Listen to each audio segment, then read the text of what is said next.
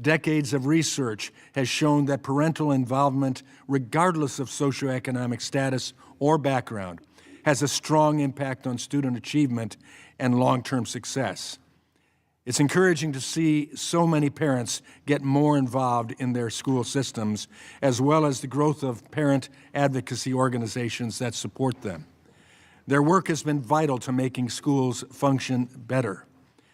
Turning to higher education, we've seen rampant anti-Semitism and stifling of speech on campuses, fueled by bloated DEI bureaucracies. And America's adversaries are sending billions of foreign funds to schools to manipulate them. All of this has resulted in too many students being told what to think instead of how to think. It's also the case that our higher education financing system is at a critical inflection point. President Biden attempted to spend $1 trillion through executive actions on the federal student loan bailout program alone. Transferring student loan responsibilities onto the backs of taxpayers will not solve the underlying issue that the federal student loan program is irreparably broken. What is needed now, more than ever, are real, lasting reforms that protect both students and taxpayers from debt they can't afford. Our committee has hard work ahead of us to ensure our nation's higher education system remains the crown jewel of the world. We also must address our broken workforce system. We have about 8 million unfilled jobs in our country. So there's clearly a mismatch between the skills our workforce has and the skills our employers need. Unfortunately, the nation's workforce system, authorized under the Workforce Innovation and Opportunity Act, or WIOA, is failing to fill in the gap. Fortunately, our committee made tremendous strides last Congress in addressing these challenges.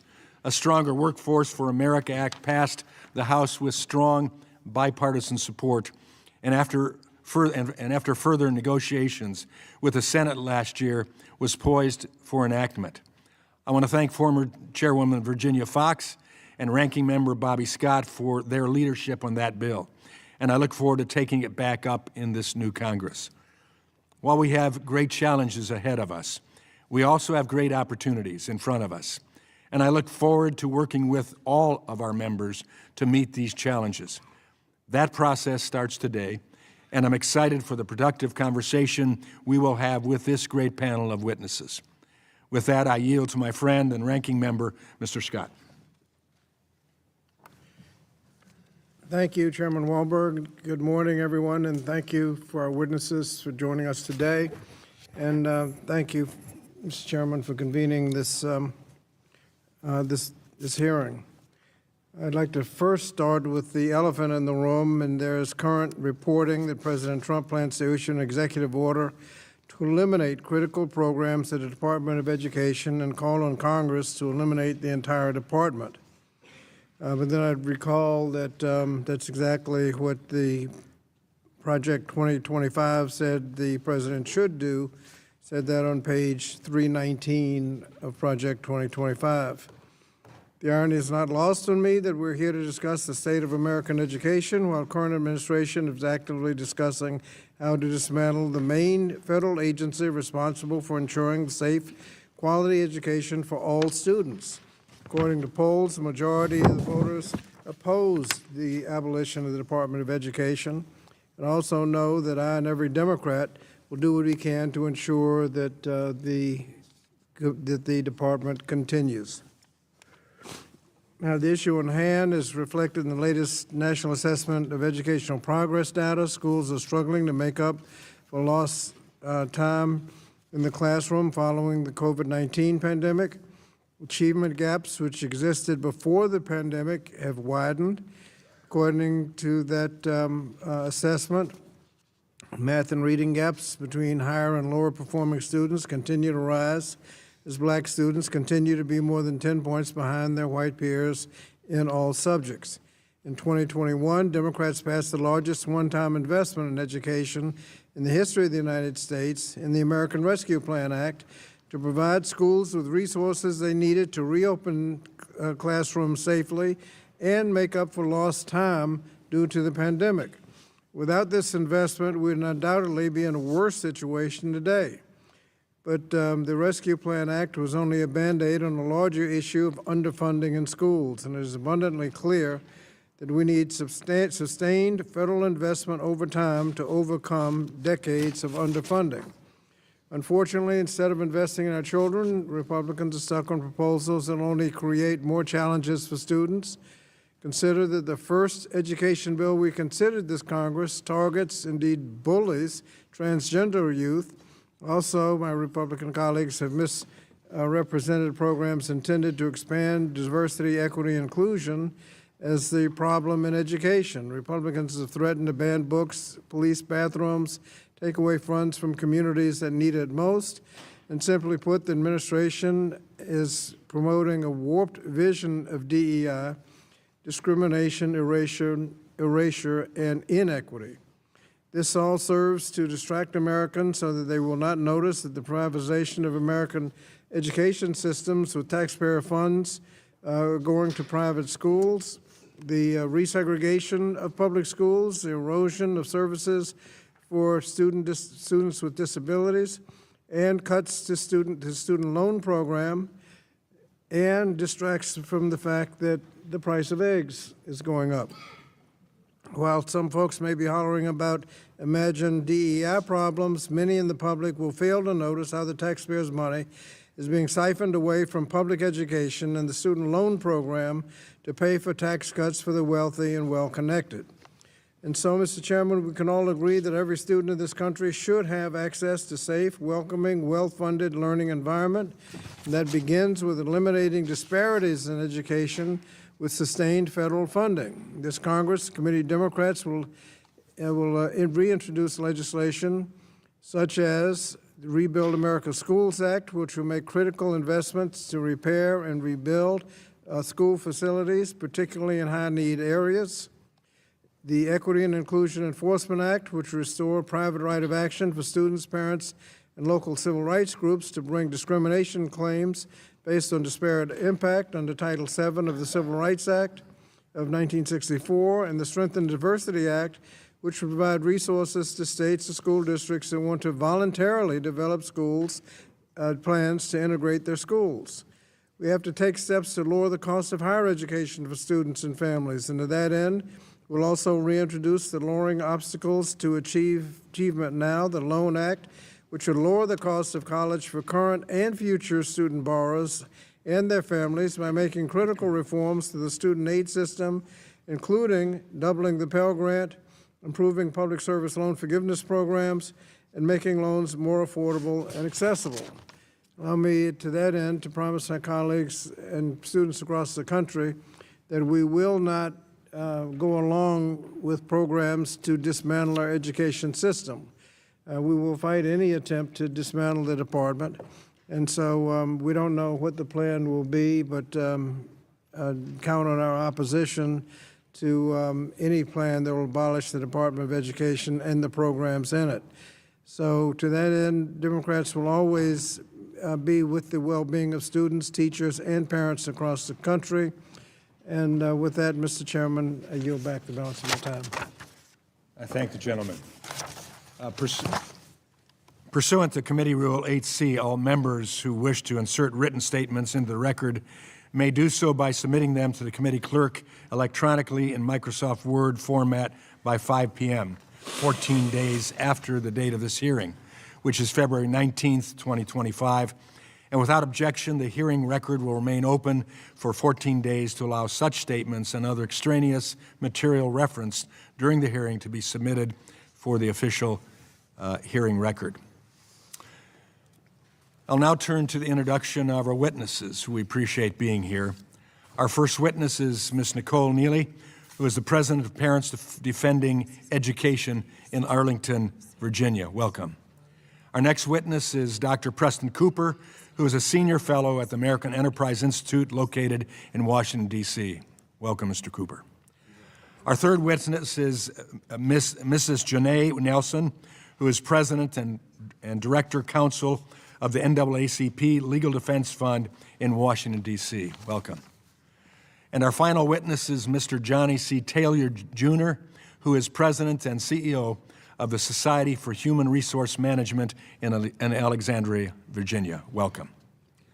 We thank you for all being here today and look forward to your testimony.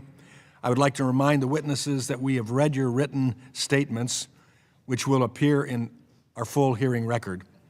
I would ask that you each limit your oral presentation to a 3-minute summary of your written statement. The clock will count down from 3 minutes because the committee members have many questions for you, and we'd like to spend as much time as possible on those questions with your answers. Pursuant to Committee Rule 8D and committee practice, however, we will not cut off your testimony until you go too far. I also would like to remind the witnesses to be aware of their responsibility to provide accurate information to the committee. And so first, I'll recognize Ms. Neely. Welcome. Chairman Wahlberg, Ranking Member Scott, and distinguished members of the committee, thank you for inviting me. My name is Nicole Neely, and I'm president and founder of Parents Defending Education and the executive director of PDE Action. American education is in crisis. For far too long, U.S. schools have focused on everything but educating children. And as last week's NAEP scores have shown, our children are bearing the brunt of these bad decisions. Schools are focused on the wrong priorities. Identity politics permeate districts across America in word and deed. Children are regularly treated differently based on race. Color-conscious pedagogy, which considers colorblindness to be negative, is omnipresent in America's colleges of education. 80 years after Brown v. Board of Education, segregated activities persist in the guise of affinity groups, where students and teachers are included or excluded because of skin color. The diversity industrial complex promotes programs like this, conducting equity audits and hosting professional development trainings. Districts pay DEI consultants millions per year, incentivized by the $1 billion in education grants awarded by the Biden administration over the past 4 years. In the wake of October 7th, anti-Semitism spiked in colleges and K-12 schools alike. From lesson plans about settler colonialism to swastikas on mirrors dismissed as Buddhist religious symbols, districts' lackadaisical response to Jew hatred bore a sharp contrast to the anti-racism fervor following George Floyd's murder. Foreign funding remains problematic. Our investigation into Confucius classrooms found districts around the country with ties to CCP-linked entities, and similar programming by the Qatar Foundation also exists. The full scope of foreign influence in K-12 merits investigation and is also a significant problem in higher ed, which the Deterrent Act, I know, tackles head-on. Over the past several years, merit has been sacrificed on the altar of equity. Rather than challenging talented students to strive for greatness, schools are eliminating gifted and talented programs and AP classes so that all students remain at the same level. We are witnessing the Sovietification of American schools in real time. Finally, schools are unsafe. Under the guise of breaking the school-to-prison pipeline, districts have removed school resource officers and moved toward non-punitive restorative justice, making classroom management impossible. Families are treated as the enemy. Trust between families and districts is fractured. Rather than partnering with parents, schools work against them. Families are being shut out of their children's lives. PDE has identified over 1,100 districts around the country, impacting more than 12 million children and counting, with parental exclusion policies, which state that parents don't have a right to know their child's gender at school. Districts shouldn't keep secrets from families. As a country, we spend billions of dollars on mental health for students. So why are schools telling kids that their parents' love is conditional and that maybe it's time to lead a double life? Over the past 4 years, parental rights were routinely disrespected by the federal government. When parents spoke up, they were attacked by the media and DOJ. Through our FOIAs, PDE discovered that the National School Boards Association worked with the Department of Education officials to smear American families. As George Washington Carver said, education is the key to unlock the golden door of freedom. The country's equity experiment has been an unequivocal failure, and it's time to move on. Let's refocus schools on core subjects, prioritizing excellence and creating opportunities for those who work hard.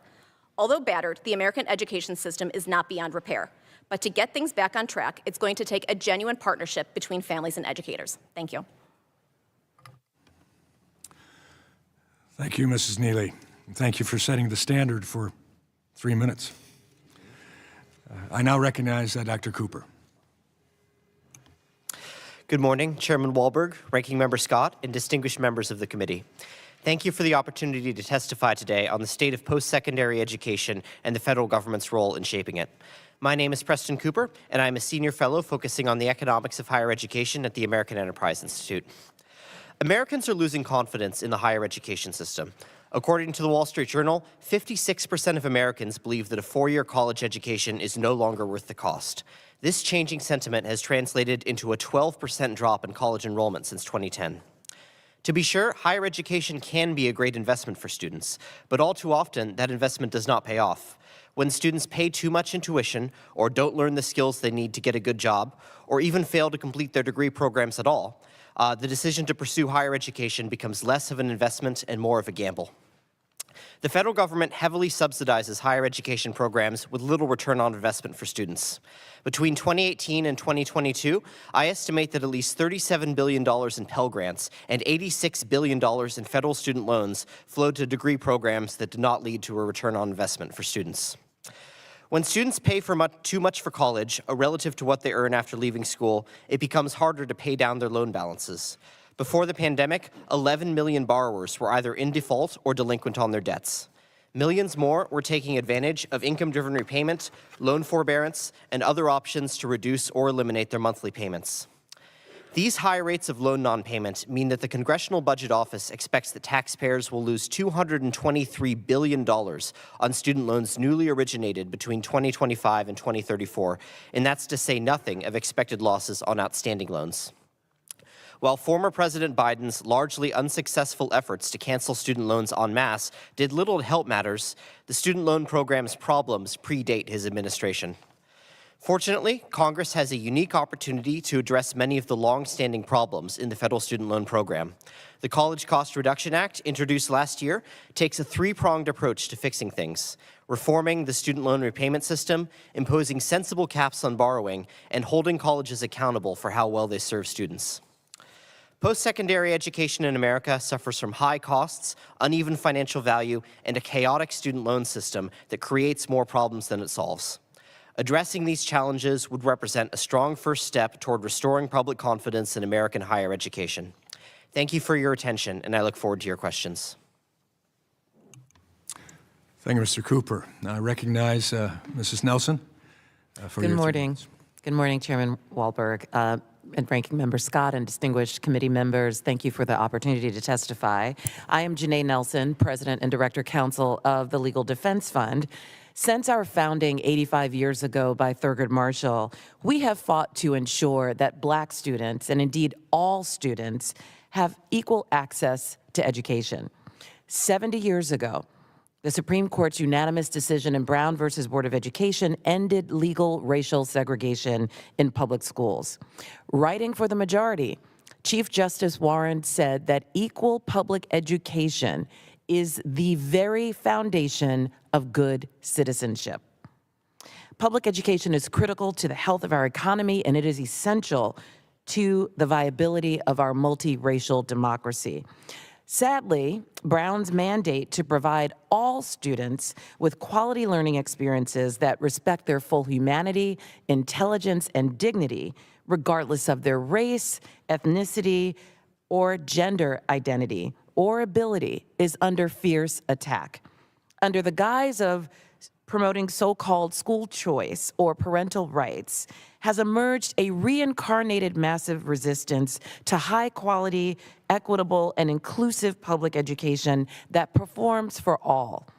This massive resistance 2.0 seeks to achieve what George Wallace and his extremist acolytes could not: the hoarding of public resources to fund private education for a privileged few at the expense of the many. Our school system disproportionately fails low-income Black, Brown, Indigenous, disabled, and New English learners in alarming ways. They faced vastly unequal educational resources, leading to significant disparities in academic outcomes. We can all agree that our K-12 system must do better. Yet, instead of working to fix these persistent actual threats to the future of our country, a well-funded cabal of activist organizations is lobbying for a separatist private school system funded by public tax dollars. As the organization that vanquished state-sponsored racial segregation in 1954, LDF stands firmly against a publicly financed separatist private school system in 2025. Over the past 30 years, racial segregation has steadily worsened in public schools. This shift correlates with two major changes: the decrease in court-mandated desegregation oversight, and the proliferation of voucher programs that defund public schools. Privatizing public education and shirking federal responsibility would be disastrous for the 50 million students and their families who rely on public schools and the equal access that they are legally mandated to provide. President Trump's orders to restrict teaching and learning in inclusive and supportive environments, and his threats to dismantle the Department of Education and upend critical enforcement of federal civil rights laws will demolish the very foundation of good citizenship. We must reject these proposals out of the Project 2025 playbook and approach public education with common sense and common purpose, not separatism and self-dealing.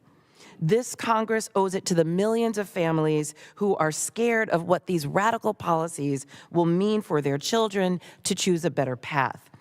Indeed, if we are being serious about educating all of America's children equally, we must implement a proactive vision that centers evidence-based interventions like universal pre-K, competitive teacher salaries, rigorous standards, whole child supports, as well as gun safety legislation to eliminate both barriers to equal education and to truly protect our children.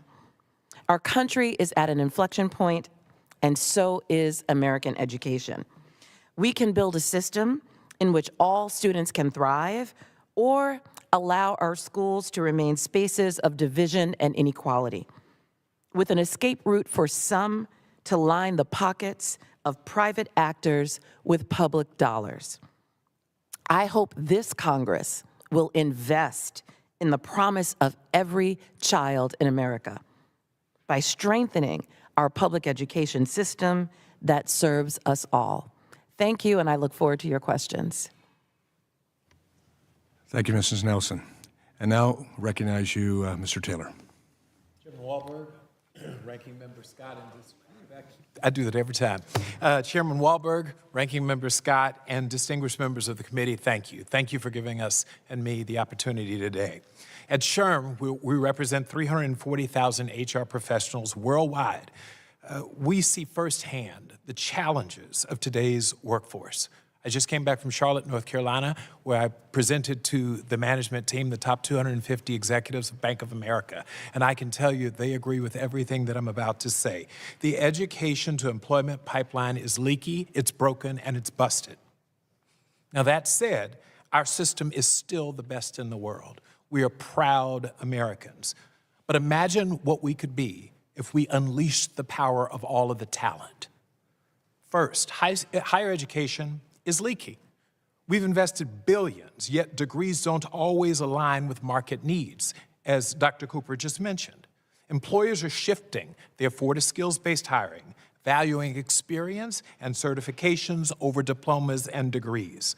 Initiatives like Michigan State's Align Center, for example, and North Carolina's My Future NC initiatives prove that we can better connect education to employment. Secondly, K-12 education is really broken. We've undervalued vocational training, leaving students unprepared. Nearly 2/3 of our students lack reading proficiency.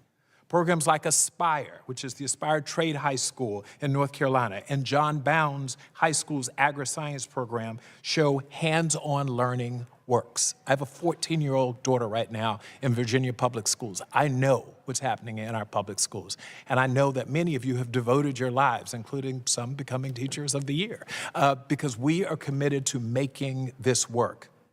Finally, our untapped talent pools remain overlooked. Millions of skilled veterans, older workers, those who are formerly incarcerated, individuals with disabilities, they have and are ready to contribute. We need them in the workforce. As the chairman mentioned, we have almost 8 million open jobs in America. We don't have the luxury to exclude anyone from the workforce. If you're ready, willing, and able, we want you there. So we commend Chairman Walberg, Ranking Member Scott, Congresswoman Fox, and others for their leadership in updating the WIOA system. We believe that we need to get this done in Congress. We are heartened by the bipartisan interest in continuing the efforts of this Congress and encourage the following key provisions to be retained.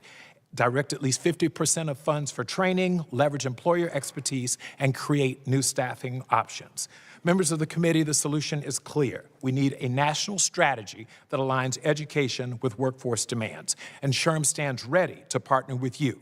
This just isn't about jobs, it's about people's lives and their livelihoods. Thank you, and I look forward to your questions.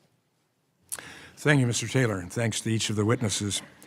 Under Committee Rule 9, we'll now question the witnesses under the 5-minute rule. I ask members to keep our questions succinct so the witnesses have time to answer. Now I recognize myself for 5 minutes of questioning. Ms. Neely, in your testimony, you mentioned the problem of foreign influence in both higher education and K-12. Although the last administration failed to take this threat seriously, this committee introduced multiple pieces of legislation last Congress to help address this serious problem. Can you talk more about what steps Congress should take to protect our students and the national security? Big picture, we have 3 things we need to do. We need transparency, we need notification, and we need consequences. Last session's TRACE Act and the Deterrent Act addressed these by providing access to curriculum so parents could know what their children were learning. Lowering the reporting threshold for the higher education foreign funding, creating K-12 reporting, and also looking into endowment funding, as well as disclosure to intelligence agencies about what money's coming in. Parents need to know so that they can make decisions whether they want their child in a classroom or not, and also whether school officials are receiving compensation or donations from foreign entities. And finally, there must be consequences. When these rules are broken, foreign actors, as well as schools, be they universities or districts, must be held accountable for that. Thank you. Dr. Cooper, colleges and universities often blame a lack of state funding for college costs, costs increasing, excuse me, twice as fast as inflation. Increased costs always get my throat. Over the last 2 decades.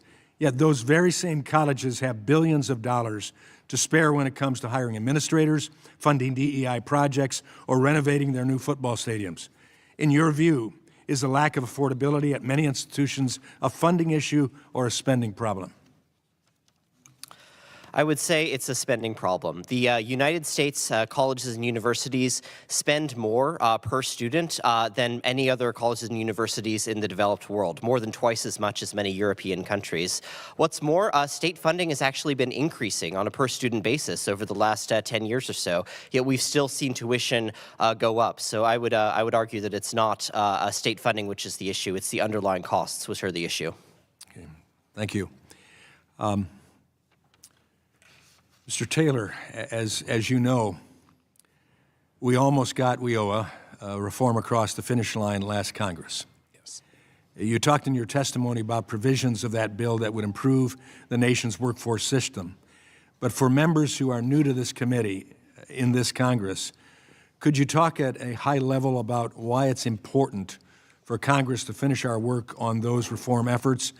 And secondly, I would add to that, in other words, why is WIOA reform an important effort for us to take back up this Congress?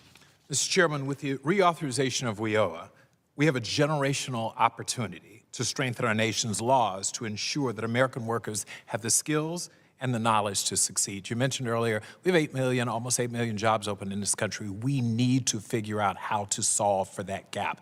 Employers are hurting, and it therefore affects American competitiveness. Many workers are seeking an alternative path to a job that doesn't involve a 4-year degree. WIOA and its programs are an opportunity for us to deliver that to workers. And key to delivering on this promise is to ensure that more, not less, WIOA dollars go to skilling and upskilling dollars that provide quality. That's what this is all about. What we know with everything that AI is about to do to us from a displacement standpoint, WIOA becomes more important, not less. Yeah, thank you. And then briefly, Ms. Neely, give us your opinion why in recent years, as parents have re-engaged, especially after COVID, that they are seen regularly as a danger to our public education system especially, but to education in general.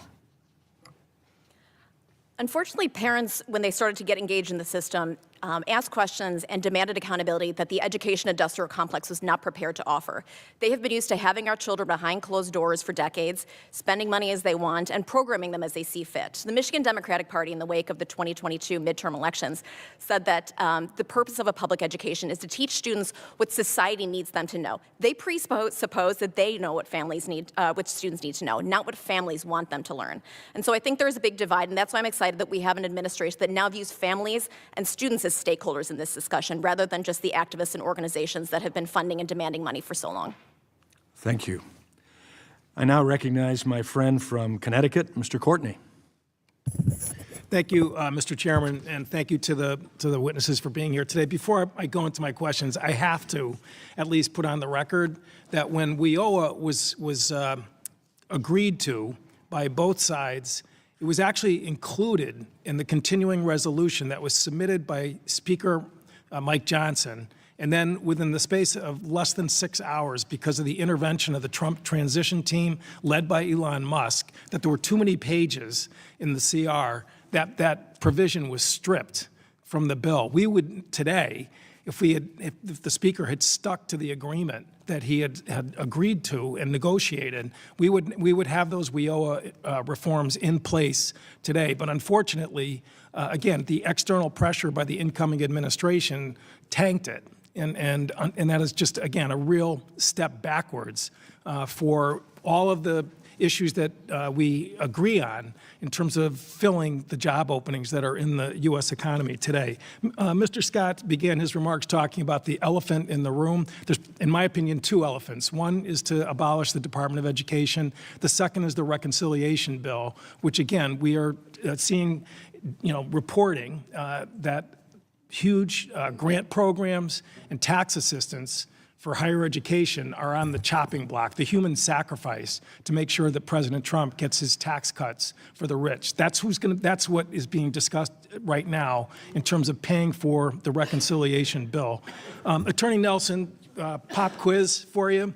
The Department of Education was created by statute in 1979. To abolish the Department of Education, Congress would actually have to vote on legislation to eliminate the agency. Isn't that correct?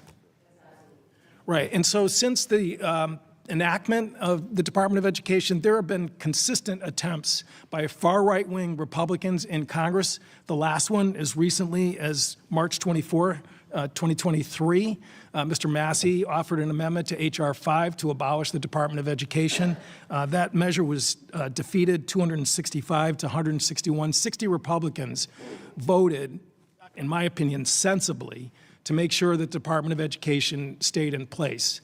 Again, the president's going to issue his executive orders pretending that he's actually doing achieving this goal. But as we've seen so far in the federal district courts, where his executive orders have actually been put to the test of Article 1, Section 9 in terms of Congress's authority for funding programs, he's batting 0 for 3. And again, I think it is important for us to remember a reality check that if the Department of Education's existence actually resides in this branch of government in terms of moving forward. Among the programs that the Department of Education funds, talking about workforce needs, is the Perkins Grant Program. And again, in my district, visiting career and technical trade schools, talking to comprehensive high schools that are now creating career pathway programs with money coming from the U.S. Department of Education to pay for welding booths, setups for nursing programs. The fact of the matter is that the Department of Education is a major partner and contributor to, again, achieving the goals, Mr. Taylor, that you mentioned. Isn't that correct? Yes. Thank you. Now, in terms of the reconciliation bill, which, again, we have seen that every committee, at Mar-a-Lago has been asked to, again, offer up offsets and pay-fors to pay for the tax cuts. One of the proposals that, again, was reported by Politico is a Republican proposal would make college scholarships taxable income. Again, Mr. Chairman, I would ask to enter into the record an article from Forbes magazine, hardly a far-left publication, that, again, describes what this proposal is that to make scholarships taxable. Without objection, Thank so you. ordered.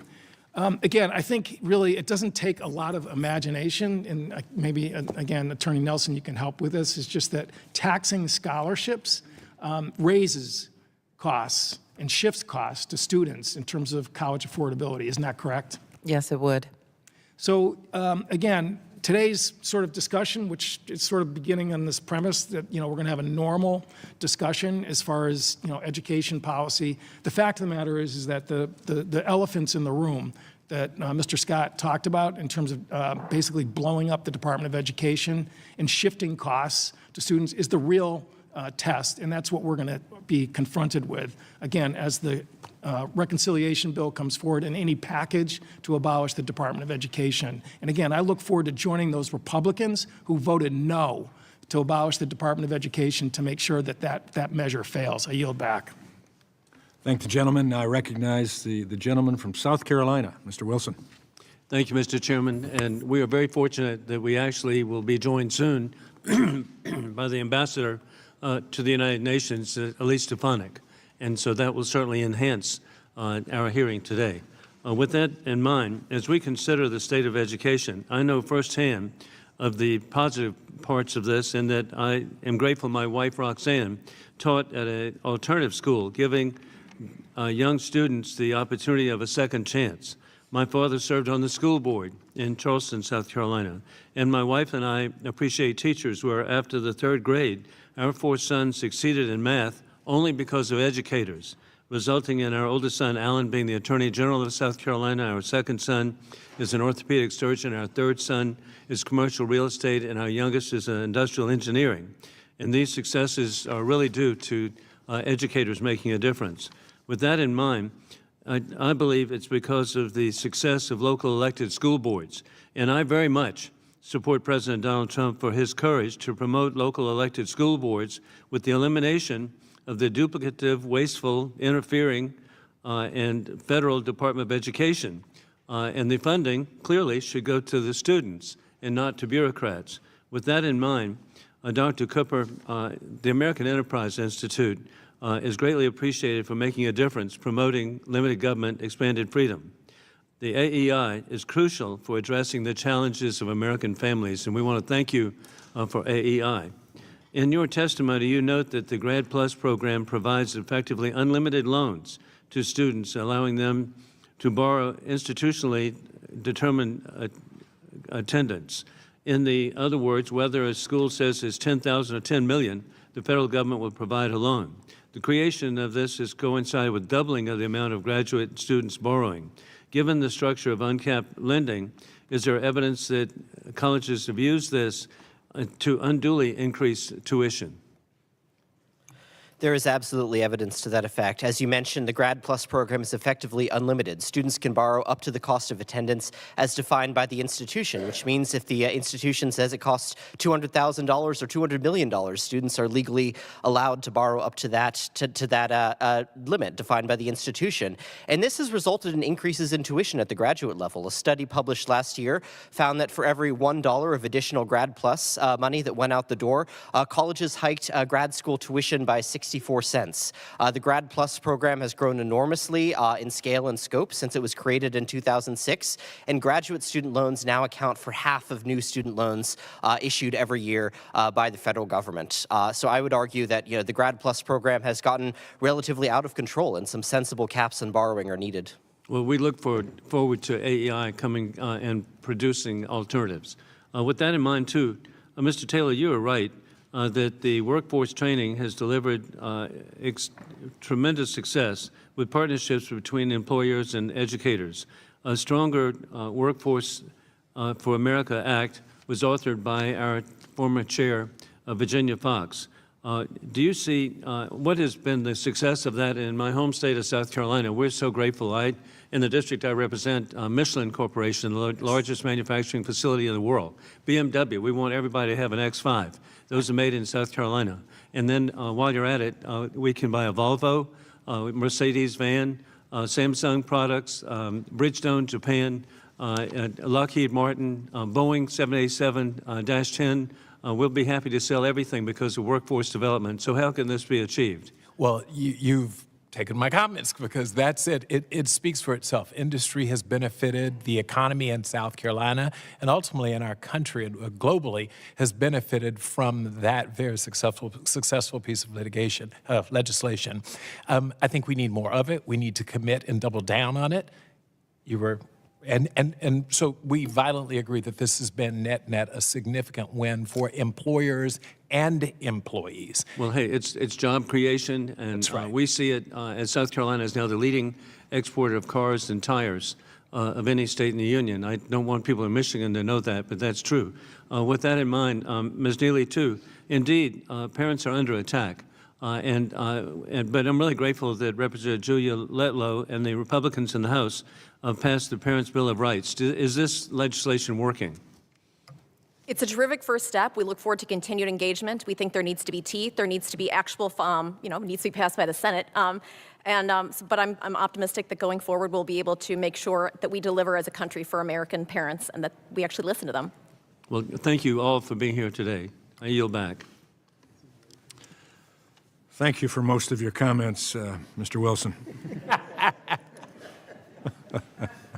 We're still the auto capital. I recognize my friend from California now, Mr. Tucano. Thank you, Mr. Chairman. Mr. Cooper, do you believe that the Department of Education should be abolished? Well, I think that the Department of Education was Just looking for a yes or no answer. I think whether the programs that are currently operated by the Department of Education... Do you think the Department of Education should be abolished? I think it's immaterial whether the programs are operated out of education or the Do you think the Department of Education should be abolished, sir? I really can't say because I'll take that as a no. Ms. Neely, do you think that the Department of Education should be abolished? We won 2 world wars without having a Department of Education. So you don't believe it should exist? I didn't say that. I said we won 2 world wars Mr. Cooper, without do you a Department believe, of Education. Madam, it's my time. Mr. Cooper, do you believe that the Department of Education should be abolished? Mr. Taylor. I have to agree. I don't have a yes or no answer. You don't have a yes or no answer. No. All right. So the work of the Department of Education needs to continue. Whether or not the Department of Education as an institution, see, too often I think we get involved in it. I want to be clear. So the work needs to I get what you're saying. I get what you're saying. So whether we abolish it or we reorganize it, do you believe that the president alone, Mr. Cooper, can eliminate the Department of Education or reorganize it, or does he need a vote of Congress to do so? Does he need to work with Congress to do that? To eliminate it outright would require a vote of Congress, but there's probably some things he can do by executive order. So he can just stop funding certain congressionally appropriated programs? He could just say, I'm not going to fund those? Tell Elon Musk, just find that account and don't fund it? It would depend on the program. Okay. So you would agree that there are programs that are congressionally appropriated that he would need, he just doesn't have the power to impound. I would argue that if Congress has specifically appropriated funding for a certain program, then the Education Department is obligated to fund that program, but there is some flexibility that the department has. Oh, all right. So, but essentially, to eliminate the Department of Education, to abolish it, he would need the vote of Congress to do so. I agree with that. Ms. Neely? I'm not a constitutional scholar, and this is outside of my area of expertise. Oh, so you don't agree that that the Department of Education, which was established in law through a bill passed by Congress, signed into law by the president, that to abolish the Department of Education, that he would also need a vote of Congress to do that? This is outside of my scope of area of You don't know. expertise. You don't know. But you're an expert. You're an expert on. I represent a parents' organization. Okay, thank you. My role in this hearing. Mr. Taylor. Yes, absolutely. You would absolutely need a vote. Well, I'm glad that that we have at least 2 witnesses, from the majority who believe that a vote of Congress would be necessary, and I would hope that they would remind my colleagues on the other side of the aisle what happened at USAID over the weekend was illegal. That a president cannot unilaterally dismantle an agency or a department that was established in law. That what he did was outside the law and illegal. I mean, this hearing is called the State of American Education. But from what I'm seeing from the other side's behavior is that it really should be called the Republican surrender to a would-be king. I would love to discuss the state of education in America, and I would love to have any semblance of productive discussion in this committee. But the only solution that Republicans have offered us to the pile of problems that sit before us, whether it's the abysmal childhood literacy rates in this country, rampant gun violence in schools, the astronomical cost of higher education, and lifelong shackles of debt that we're signing up our college students for, is to abolish the Department of Education. Well, either way, let's imagine that legally or illegally the Department of Education has been dismantled. The department protects students and veterans who've been defrauded and are victims of predatory loan schemes for predatory for-profit colleges. This is critical for veterans who are disproportionately affected by the student debt crisis. Before COVID, student veterans had a 46% default rate on their loans. Mr. Cooper, if a veteran is defrauded out of their GI Bill benefits by one of the institutions known to prey on veterans, can they recoup that benefit? For veterans, I'm not sure. For federal student loans, they can submit a claim through the borrower defense process to have their loans discharged. Well, the answer is no. Once the GI Bill education benefits have been used by the students, they are gone forever. Yet my Republican colleagues continue to propose cutting regulations which protect these student veterans, including a loan relief after attending a failed school, rules that prevent colleges from preying on veteran GI benefits, and tools to discharge debt for students who have been defrauded by their institution. I yield back, Mr. Chairman. I thank the gentleman. I recognize the gentleman from Florida, Georgia, excuse me. Georgia, Mr. Allen. Yeah, we were in Florida last week. Thank you, Mr. Chairman, for holding this important hearing today. And before I ask questions, I'd like to briefly touch on school choice. Of course, we hear the same old talking points from the other side. We've got to turn education in this country around, and it's going to take some bold, strong efforts to do that. Innovation is where it's at. Somehow we've got to motivate students too. I mean, obviously, in this indoctrination of children is ridiculous. I mean, it's reading, writing, and arithmetic. It worked real well for a long time. A child's future success is often determined early in life, and in part of that quality is their K through 12 education. Parents and children should have the chance to choose an education path that is right for them. That's why I'm so excited to hear the current administration speaking so forcibly in favor of school choice. It's an 80% issue with parents in this country. With that being said, Mr. Taylor, with rising student loan debt and many young people reconsidering the value of a traditional college degree, there's a growing need for businesses to prioritize skills-based hiring over degree requirements. Last year, the CEOs of Walmart and the Home Depot co-authored an op-ed, "Not Everyone Needs a College Degree," highlighting the importance of this shift across industries. SHRM has been actively encouraging its members to adopt skills-based hiring practices.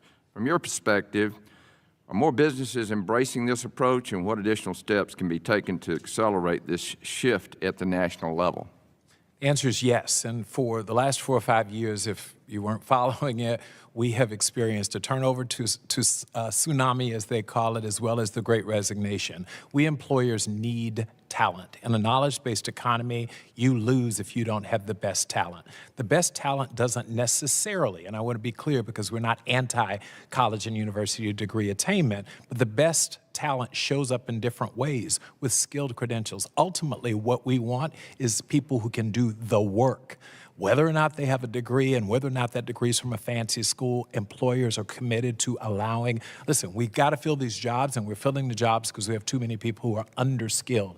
Our job is to eliminate, and I represent the world's largest association of HR professionals. We've got to get back to finding out, do you have the skills to do the job, not necessarily the paper that says you have the skills to do the job. Yeah. Well, let it be said that Bill Gates dropped out of college because he happened to know more than the people that were teaching him. Mr. Taylor, while we all understand the value of a four-year degree, it's becoming clear that we need to shift the narrative around career pathways. Prior to my tenure in Congress, I owned a construction company in Georgia. So I understand firsthand the importance of having a trained workforce. Currently, there are over 400,000 open jobs in construction, and 40% of the construction workforce is set to retire in the next decade. Congress has taken an important step in supporting individuals pursuing skilled trade careers by championing the bipartisan Workforce Pell Act, which would expand Pell Grant eligibility for short-term training programs. However, with critical labor shortages, additional action is needed. Mr. Taylor, beyond this legislation, what more can Congress do to expand access to skilled trades in education, both in high schools and through workforce training programs, to build a strong talent pipeline? In other words, there's some people that are motivated by other things, Right. like skills. Yes. How do we tap into that? Well, it starts in the K through 12 system. I remember going through school and we recognized we'd have everyone stand up at the end of your 12th grade and say, who's going to college? And the people who weren't going to college weren't recognized. We've got to start with letting people know it is okay not to go pursue formal education in the way that we've historically thought about, and that it's okay to go get and acquire skills and they be credentialed, and then ultimately a credential that says to an employer you can do the work. So the narrative must change early that you have not failed because you did not pursue college. That's number one. Secondly, and you've rightly pointed out, after the passage of the legislation, we've got to now talk about it a lot and encourage employers. While people will say they will hire someone without a degree, what all of SHRM's research says is if you put someone in front of you and that person doesn't have a degree but the other person has experience, we still have a bias toward people who have degrees, even for jobs that very clearly don't require degrees. So this is going to require a collective commitment by industry, HR professionals, and thanks to you, we have government backing to make jobs available for people who can do the jobs irrespective of the skills, the degree that they may or may not have. Mr. Taylor, I'm out of time. I have two more questions that I want to submit to you, and I'd like to provide, if you would provide answers to those questions for the record. We'll do Thank so you. immediately. Thank you. And Mr. Chairman, I yield back. Thank you, gentlemen. Now I recognize the gentlelady from North Carolina, Ms. Adams. Dr. Adams. Thank you, Mr. Chairman and Ranking Member, for hosting this hearing today. And to the witnesses, thank you for being here. Mr. Taylor, it's good to see you again. Let me just say this. I spent 40 years in the classroom, 40 years. So I didn't read about education in a report. I lived it. And I'll tell you right now that the way things are going, we're failing our children. And so that starts with teachers, because if we don't invest in the people standing at the front of the classroom, we can't expect students to succeed. So, Ms. Nelson, my first question is to you. According to the National Center for Education Statistics, according to the 2020-21 school year, only 6% of teachers identified as Black. Why is federal investment in teacher diversity crucial to all student success? Well, first, Representative Adams, thank you so much for your service as a teacher. It is critical that students in our multiracial democracy see themselves in the teachers that stand before them in their classrooms, in the school administrators, and in other leaders in this country. It is important that they see representation and diversity in every position of leadership, and it starts in the classroom. It starts with their teachers. We also know the Legal Defense Fund's Thurgood Marshall Institute has done research that proves that when Black students are taught by Black teachers and are taught by a more diverse faculty, their achievement soars. And if we want to invest in our students, we want to invest in a diverse faculty as well. Thank you. You know, this isn't just about who's in the classroom. It's also about which institutions are being given the resources to uplift Black students. HBCUs make up 3% of colleges in America, but we're producing 17% of all Black bachelor's degree graduates, 24% of Black STEM degree graduates, 40% of Black engineers. So, Ms. Nelson, how are HBCUs uniquely positioned to support the growth and development of Black students and their communities? If we can be brief, I want to get some more questions. Sure, HBCUs have long punched above their weight, despite the fact that they've been deprived of adequate funding. We know that $13 billion of land grants have not been distributed to the institutions that deserve them. by mandate of statute. So HBCUs deserve greater investment, and as you noted, they not only deliver the greatest number of graduates, they delivered 40% of CBC members as well. Yes, ma'am. Thank you very much for that, and thank you for the work that you're doing. I really appreciate that very much. Mr. Taylor, let me ask you a question. As chair of the White House Initiative on HBCUs during the first Trump administration, you saw firsthand how underfunding holds these institutions back. HBCUs contribute $16.5 billion to our economy every year, and that's the return on investment. Yet, our schools are still being shortchanged. So, do you believe that Congress should be investing more, and if so, what do you think is the holdup? Well, and thank you for the opportunity. For those who don't know, I ran the Thurgood Marshall College Fund, the country's largest organization committed to advancing and protecting the policies for our country's publicly supported, so state HBCUs. I think I start with the fact that HBCUs are HBCUs. That is not a race-based designation. In fact, several HBCUs have more non-black students than black students. So that distinguishes them from them. It is not a race-based distinction. These are institutions that are open to all and historically have shown that to be the case. So it's really good that we have the numbers, but even still, these institutions are not that. What I did under the Trump administration, along with the support of Secretary Betsy DeVos at the time and President Trump, was to get the highest level of funding for HBCUs ever to that point. It still wasn't enough, to your point, and the Biden administration has continued that work. So this is not a political issue for us. These are incredibly important historic jewels that need to be funded. And it's not about the institutions, it's about the students who attend those institutions, who we in employment, in the employer side, need to fill those 7 or 8 million open jobs. So they are critical to our workforce diversity. Thank you. Let me move on and ask about the Augustus Hawkins Center of Excellence, the grant.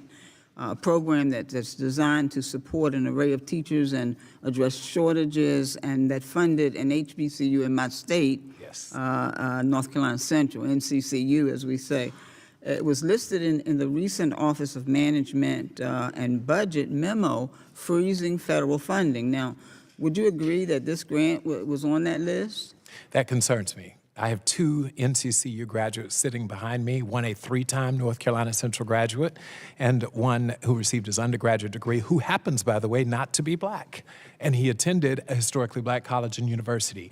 Anything that takes away from not funding or defunding programs that work is net not good for our country. Yeah, you mentioned that not all the students who attend are African American students. As a matter of fact, we have a former governor of North Carolina, Governor Easley, who received his degree from NCCU. Yes. So do you believe that the attempt to freeze those funds align with the commitment The gentlelady's time has expired. Expanding the educator pipeline? And you can send me that in writing. Thank you, Mr. Chairman. Thank you. I yield back. I thank the gentlelady. I recognize the gentleman from Pennsylvania, Mr. Thompson.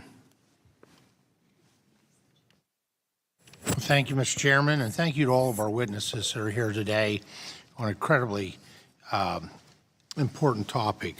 I look forward to working with Mr. Chairman, your leadership of this committee throughout this Congress. Mrs. Neely, I'm a firm believer that a student's health and growth contribute to academic success. And as you've noted, we've had a troubling trend in recent years of academic declines across the country. To that end, I recently introduced H.R. 649, the Whole Milk for Healthy Kids Act, which allows school food service providers the flexibility to serve students all types of milk and school lunches, including whole milk.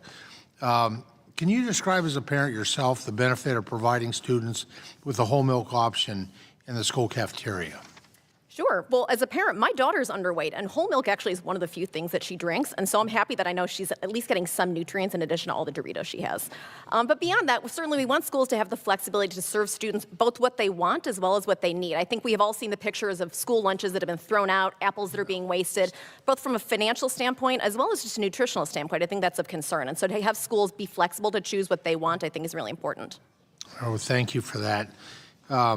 As the co-chair of the Bipartisan Career and Technical Education Caucus, once again, this Congress, I continue to see the rewards of high-quality, low-cost CT programs that provide learners of all ages with tools they need to succeed in the 21st century. Part of the recent surge in enrollment in career and technical education is thanks in large part to the substantial investments and reforms Congress has made to CTE over the years, much of that thanks to this committee, including most recently the passage of my legislation strengthening career and technical education for the 21st Century Act. In 2018, it was subsequently signed into law by President Trump. Mr. Taylor, in your testimony, I noted two great examples of career and technical education in North Carolina and New York. Can you talk more about how these types of programs are equipping students with the skills and knowledge they need to fill the more than 8 million job openings in the United States today? Yes, and thank you for this opportunity. Thank you also for your support of the legislation around cyber security and increasing the number of individuals who have the skills to help us from a national security standpoint. So thank you very much, Mr. Thompson, Congressman Thompson. Yes, I specifically mentioned in my comments and in our submitted proposal that there are two programs, one in North Carolina, one in New York, they're all over, but they specifically focus. One is on agri-science, and it starts in high school.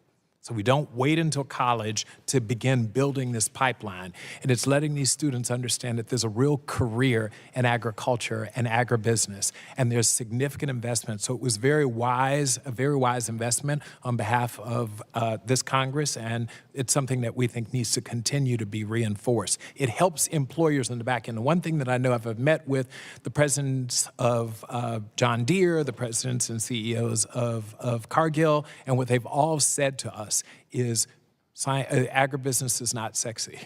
People don't grow up and say, send my kid to go work for an agribusiness, although it is absolutely a part of America, our American economy, and our global dominance. And so we have said that sort of investment is critical, and starting in high school through those programs introduces students who would otherwise not know about it, or in the case of African-American students who say historically we were pathed toward agribusiness jobs, and we don't want to go back there. So it's critical that we say there are huge opportunities there for all students, and so that's a great example of a program. We also have other programs that focus very early on cybersecurity training. Part of the problem when we look at the lack of diversity, for example, in employers who hire, is that the pipeline didn't provide us kids who were skilled, who were even aware of the opportunities in a cybersecurity world. Add to it what's going to happen with AI. If we don't get this early, we're in big trouble. And for all our efforts to want a diverse workforce, we're not going to be able to do it because we have not prepared and offered through the pipeline a group of students who are even aware of the possibilities. Well, thank you very much. I do think that given the fact that career and technical education, including agriculture, is so much about innovation and technology today, it is getting sexier. I hadn't thought about it in that terms, but thank you for putting that in my head.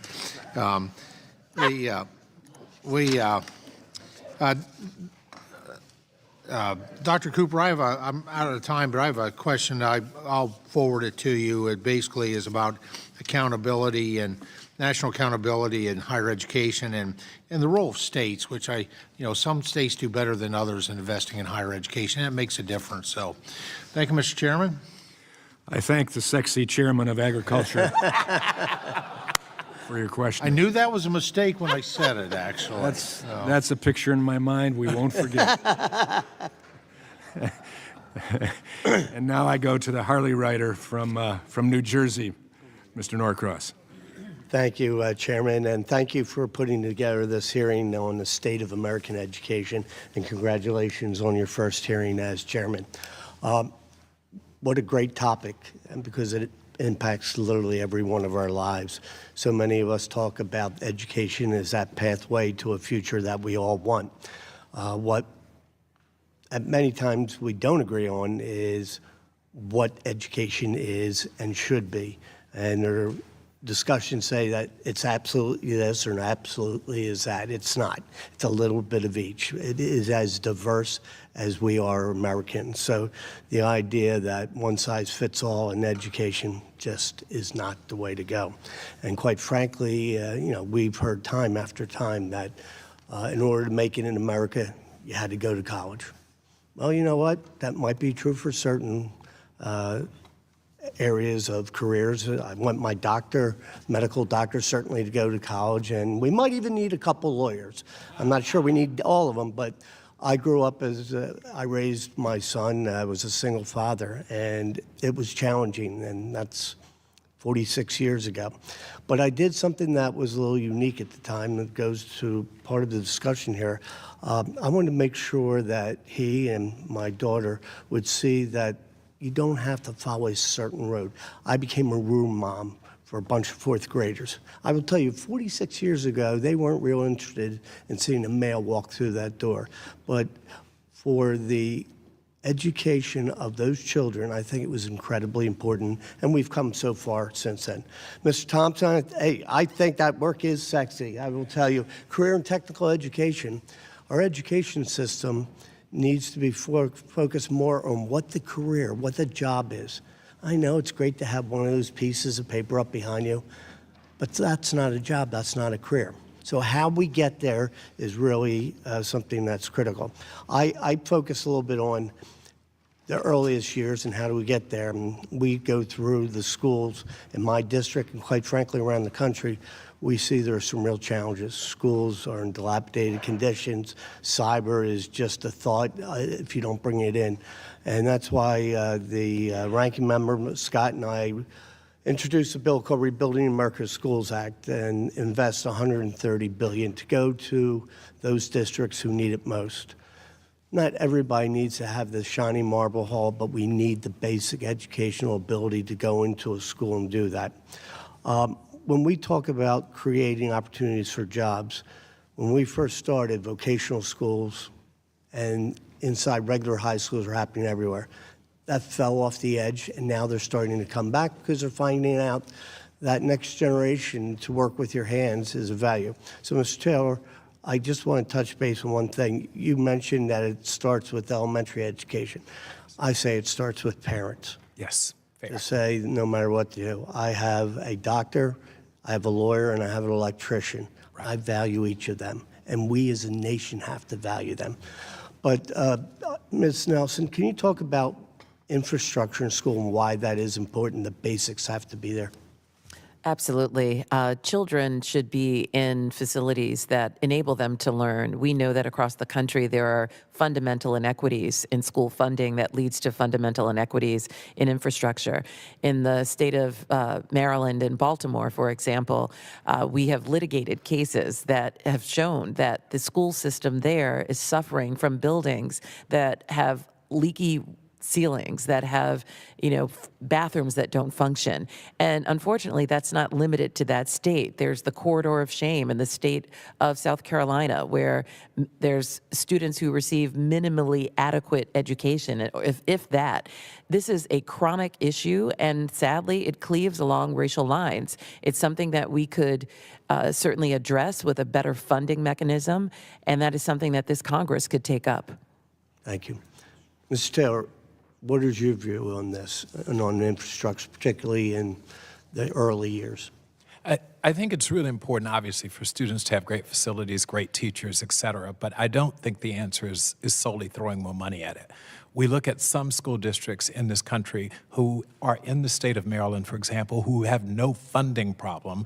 Baltimore is one such example where more money has not solved the problem. So I think we have to be very careful about the idea that we can solve all of this by putting more money against it. Oftentimes there's money, but it's not applied in the ways that will most effectively benefit the children. And so let's be clear, we're not talking about throwing money. We're talking about building infrastructure. That's very different than giving a check. Often, though, the question, the comment, the argument is we need more money to provide those foundational and infrastructure investments. So it ultimately comes back to, so people, yes, there's very few people I've seen disagree with the fact that children from every neighborhood, notwithstanding their zip code, should go into nice buildings and have air conditioning and heat like others, et cetera. That's not the debate. But then it becomes, but we need more money to do it. And the only point is we as employers who are paying into taxes want to make sure that the investment that we are making, that it actually yields a return on that investment in employers,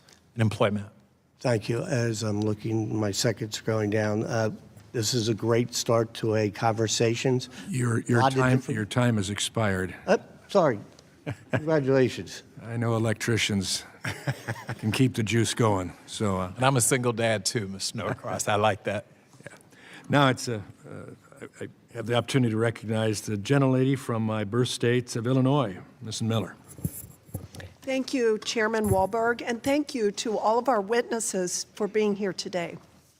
Mrs. Neely, you mentioned that Parents Defending Education has identified more than 12 million children in 1,100 school districts across our country impacted by parental exclusion policies.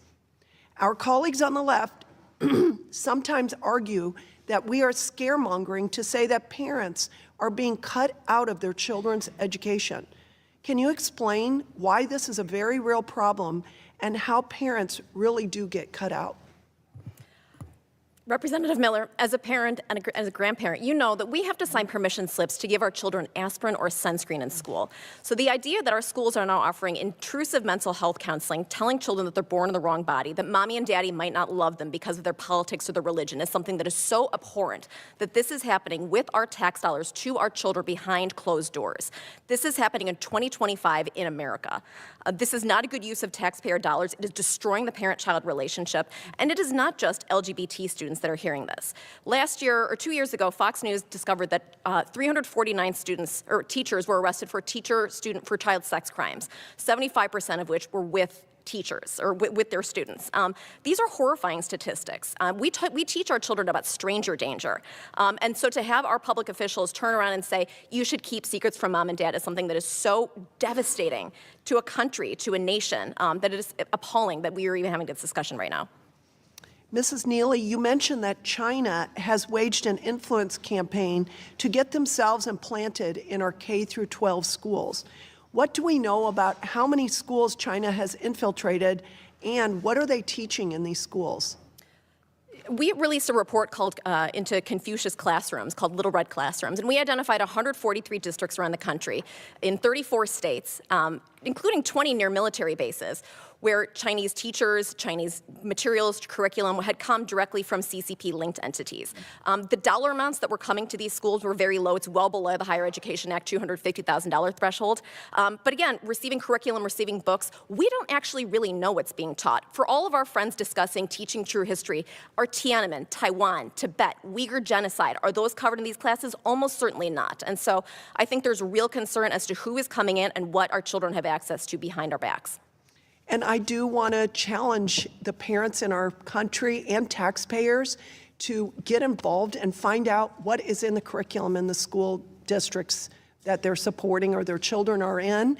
Books are silent teachers. To close, I would like to commend President Trump for his strong leadership to safeguard and strengthen our nation's education system. Last month, he issued an executive order to refocus schools on academic excellence and ensure education remains free from political indoctrination. On the same day, he signed another executive order promoting school choice and empowering parents to determine the best educational paths for their children. These decisive actions affirm the President's commitment to an educational system that prioritizes students and parents over government bureaucrats and teacher unions. Thank you, and I yield back.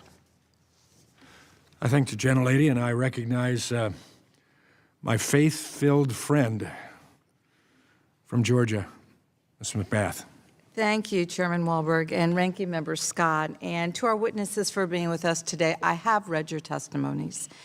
Instead of addressing gun violence in our schools or taking real steps to get a handle on how expensive a year of child care or getting an education has become in this country, my Republican colleagues have been circulating a 50-page document going over ways that they can raise revenue at the expense of American families.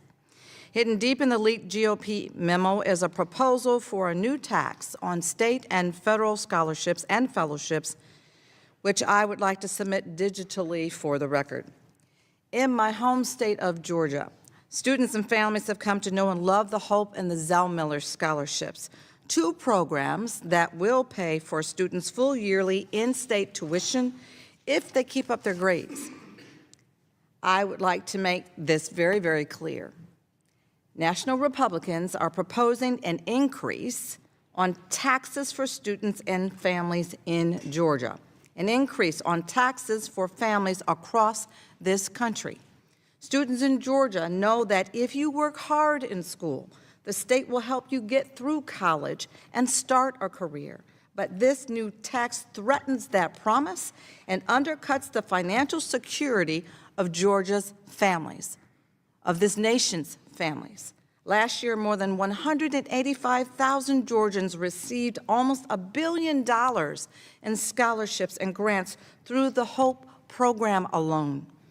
All of this award money, along with any other scholarship that a student earns, would now be considered taxable income if this proposal by House Republicans were to become a law.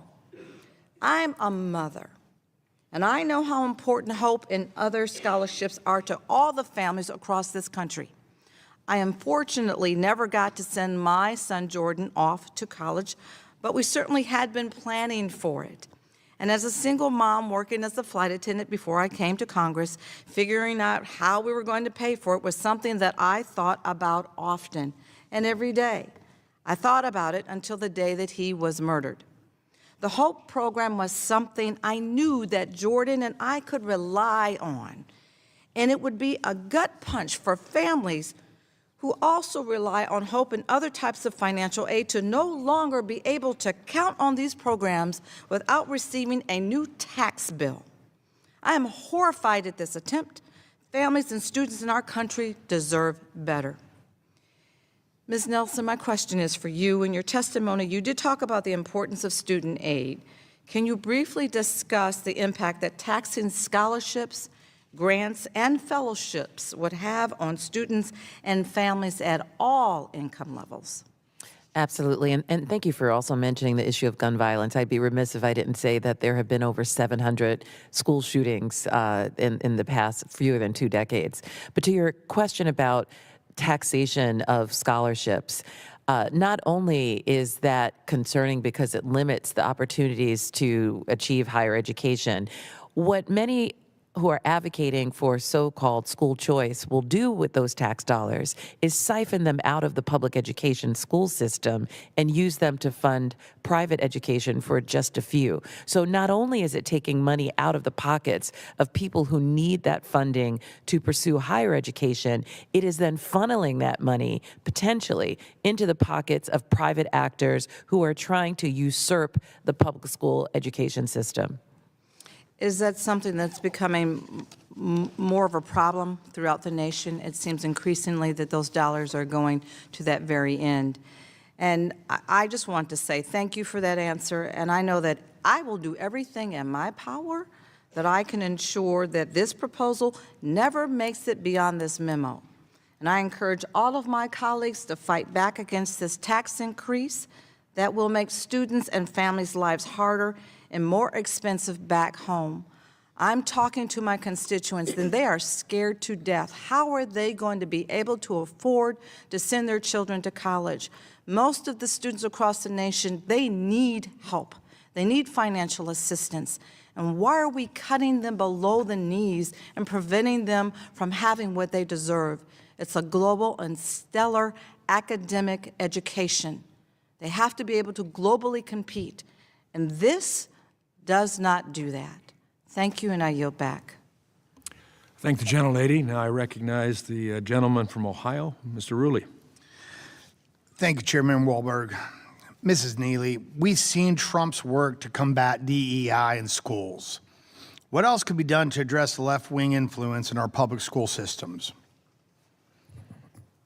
Oversight is a tremendously important thing. The executive orders are a great first step, but there's a lot of work to be done in Congress to put meat on the bones, to actually put the regulations in place. And so I think a lot of school board members are concerned about how this is going to affect them. They have seen that ed tech vendors have dropped down menus of pronouns, and so people are worried about exposure. And so I think that to the extent where we're able to offer some reassurance of how this process will unfold in a clear and orderly manner.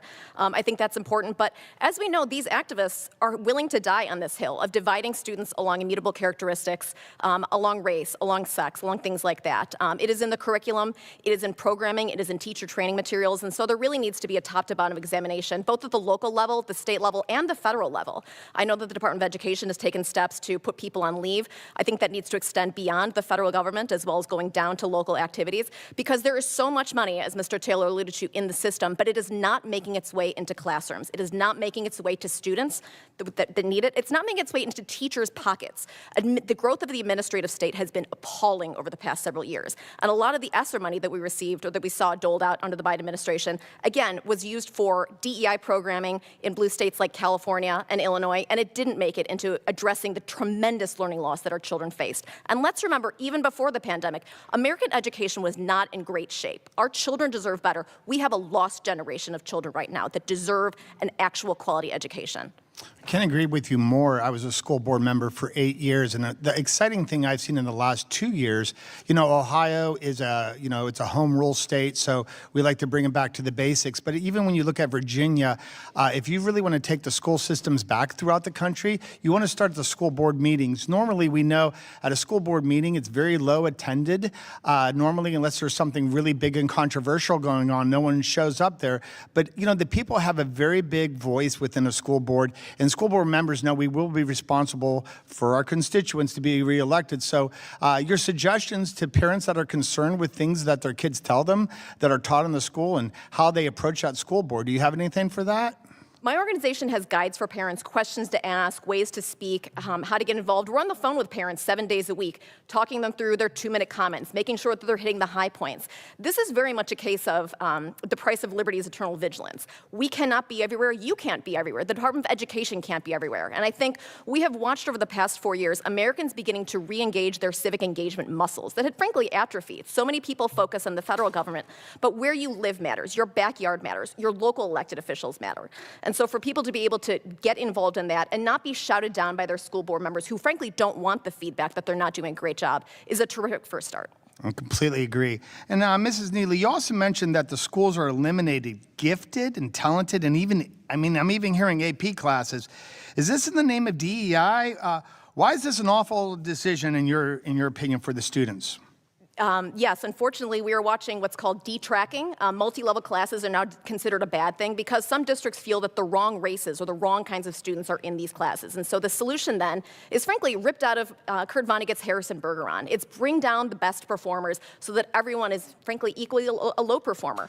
My daughter is in a gifted program, and she gets bored when she's not challenged. I think we want as a country to encourage students to excel, to work hard. These are virtues that made America the envy of the world. And so why we would turn those aside and say, no, that's privilege, no, that's white supremacy, is something that is such a slap in the face. My grandparents met in an internment camp, and they were able to pull themselves up out of poverty after they got out of the camps. So to deny other people, or for teachers and administrators to tell people, because of your skin color, you can't achieve or you can't do better, the country is systemically racist, is a real insult. Students lack the basic skills to succeed in a global economy, and so we should try and bring up the low performers, but also celebrate the high performers. I completely agree. Again, I think AP classes maybe could be what unites both sides of the aisle to get back to where we get our kids as the eye of the prize. So thank you so much, Mrs. Neely, and with that, I yield my time back to the chair. Thank you. I thank the gentleman. I recognize the educator for Connecticut, Ms. Hayes. Thank you, and thank you to all our witnesses for testifying. I don't know who hurt you or what teachers your children have been exposed to, but that is none of this has ever been a part of my experience. This week, the Washington Post reported that the administration is preparing an executive order to abolish the Department of Education. President Trump has long promised to abolish the department, and Elon Musk has reiterated those goals on his social media platforms. Since its creation in 1979, the Department of Education has been committed to ensuring high-quality education for children across the country. As the chairman noted, there are about 1 million children who participate in private school choice programs, but 49.6 million children participate in public school education. What about them? Who is advocating for them? There are not enough slots in charter school programs for all 49 million of those children. The department protects the civil rights of students, supports students from low-income backgrounds, develops and prepares educators, provides resources for English learners, and is responsible for $1.6 trillion in federal loan programs. In addition, the department runs the National Assessment of Educational Progress and collects statistics on enrollment, staffing, and crime in school. The Individuals with Disabilities Act makes free and appropriate public education available to eligible children with disabilities. In the 2022 and 2023 school years, 7.5 million students received special education or related services through IDEA, or the equivalent of 15% of all public school students. Shutting down the Department of Education would profoundly impact Title I schools. It is telling that none of the witnesses on this panel could say affirmatively yes, that the department should be shut down, because you know that the answer is no. The department administers $18.4 billion in Title I program funding to low-income K-12 schools. Also, as I mentioned, the department runs $1.6 trillion in student loan programs, one of its largest missions. Mr. Cooper, in your opening, you talked a lot about the cost of college. And I think that the conversation we should be having is how do we lower the cost of education, not discourage it. Because while many of you have a very short memory, I chose to go to college because my grandmother could not. There were laws prohibiting it. So while you throw around and weaponize words like diversity, equity, and inclusion, the NAACP Legal Defense Fund did not come into play in these conversations as a nice gesture. It was to push back on laws that prohibited people like my grandmother from pursuing higher education. And while you are correct, Mr. Taylor, we need to prepare the next generation workforce. As we know, in an industrialized nation, that is not just going to be people who work in factories. That is going to be the doctors and the lawyers and the teachers and the social workers and the community leaders, the engineers, which all require college degrees. What we should be doing is trying to make every opportunity available to every student that wants it, no matter what that opportunity is. Ms. Nelson, can you talk a little bit about what would happen to the 7.5 million children who receive services related to IDEA from the Department of Education and need for us to be advocating for them? What would happen to them if the department is dismantled? Well, I'm glad that you mentioned the number of federal statutes that the Department of Education is responsible for enforcing, along with the Department of Justice. Children who need IEPs, individual education plans, because they learn differently, because they have challenges in different ways, would be bereft of any federal support without the Department of Education. They would have to rely on state and local governments that are often underfunded and often don't have the expertise to enforce federal law. The Department of Education is an absolute necessity to the survival and thriving of this nation's students, and especially those who are more challenged. Have you seen a push for all of these voucher programs and private charter school programs, a push to attract those students? No, and that's the problem. I haven't either. That's the problem with these private schools being funded with public tax dollars. Private schools are not required to accept all students. They often reject students who have learning disabilities or who somehow don't fit the mold of a private school child. Thank you. My time has expired. I yield back. Thank the gentlelady, and I recognize the gentleman from Missouri, new member of the committee. Glad to have you on it, Mr. Under. Thank you, Chairman Walberg, and thank you to the witnesses for appearing here today. In the United States today, we are faced with a cruel irony that regarding K-12 education over the last decade, and this trend does go back much further, we have spent more and more on education, public education, and gotten worse and worse outcomes. I spent a decade in the Missouri General Assembly, 8 years of that on the Senate Education Committee. And over again, lobbyists for the school administrators, the School Board Association, the teachers unions came to our committee and they had one message: give us more money, give us more money. And in Missouri, and these are national statistics, indeed we have been giving public education more money. We're up to now about almost $16,000 per student, K to 12. And at the same time, here are our NAEP scores, of which the most recent data came last week. These are plummeting. They plummeted worse after COVID. I would say not after COVID, after the government response to COVID, which was very dysfunctional and very harmful. But we have this irony that, that we're spending more and we're getting less in the way of favorable outcomes. At the same time, we have, what are we spending the money on? Well, here's a graph of the growth in the blue and the green are the growth of students and teachers, about 8%, both almost identical. 37% growth in principals and assistant principals, and 88% growth in other administrators. And by the way, the teachers make on average $70,000 a year, actually a little less in Missouri, unfortunately. The administrators on average make $103,000 a year. So this is where our money's going.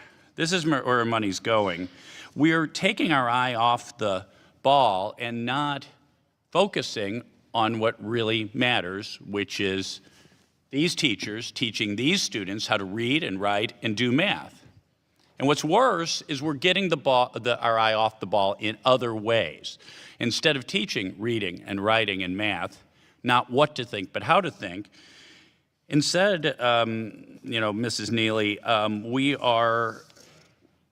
we're spending time doing things like, well, running urgent care centers in schools, all the wraparound services, whatever. If we can't teach kids how to read, what are we doing running pediatrics offices and urgent care clinics? And even worse yet, we are indoctrinating these kids with pernicious ideologies. Kids are learning about the 15 latest genders, but not how to do multiplication, division, and all.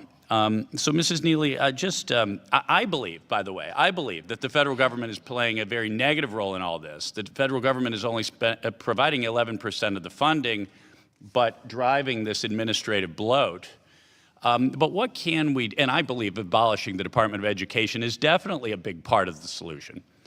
There are some good functions in the Department of Education, IEPs and so on, but they could be spun off. But Mrs. Neely, how can we get back on the focus of of educating kids rather than indoctrination and bloating our school bureaucracies? Unfortunately, I think a fish rots from the head.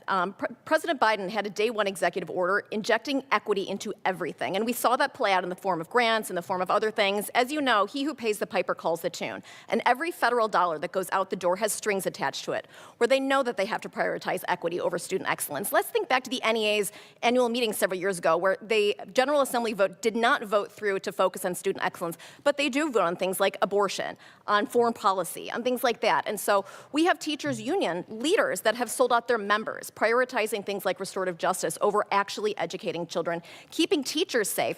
And teachers right now have taken on such a large load. They are an emotional support animal. They're a gender support transition counselor. That's like a $250,000 a year job. That's not a $50,000 a year job. Our teachers deserve better, and I think they want to get back to the basics because that's what they were hired for. And when I talk to teachers in my district, and I'm a physician, when I've talked to my patients who are teachers, they don't want to do any of that. The great majority of them don't. Some are ideologues, but the great majority don't. They're doing it because, as you say, the federal government is driving this train. They're paying the piper. They're calling the tune. So thank you for your testimony. I yield back.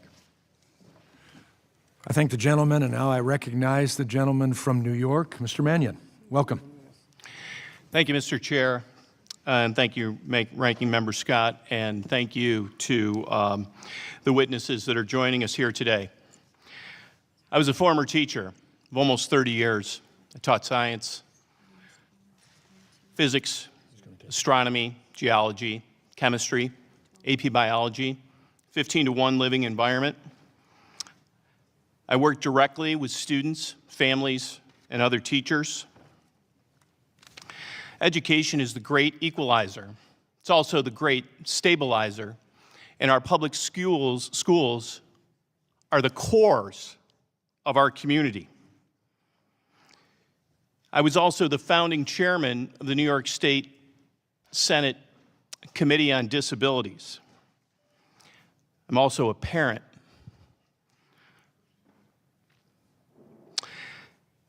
I understand how critical it is to make sure that our schools are well-funded, that our students have all the resources they need to be successful, and that our teachers are supported and have that as well. In the New York 22nd Congressional District, it's the home to great public schools that are supported by our communities. Families choose to move to my district because of our fantastic schools. Between my wife and I, we spent nearly 60 years in a classroom, and we spent those years in both private, public, urban, suburban, and other settings. I've seen the disparities that exist between our own public schools and the inequities that impact the chances of students meeting the great American dream and having that great equalizer of public education. I'm glad that we're having this conversation today because there are areas of education that do need improvement. But some of the things that I've heard today have nothing to do with what's happening in the classrooms. And I encourage, as the previous congressman mentioned, that you have conversations with your teachers, with your friends that are teachers, with your family members that are teachers, that you trust. Also, as a New York State legislator, I was proud to support record funding for our schools as they are performing more necessary functions for our communities. And we're asking teachers, social workers, and school psychologists to do more than they ever had before. And as the cores of our community, they have the ability to do so and have. I've also increased expansion of universal pre-K into various areas of the state.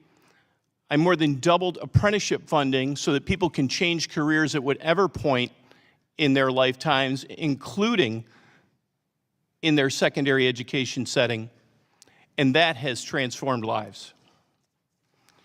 My question is for Ms. Neely. I started teaching in 1993. Since that time, we have increased the number of parent-teacher organizations specializing in things like special education PTOs. We also have an increased number of Meet the Teacher nights.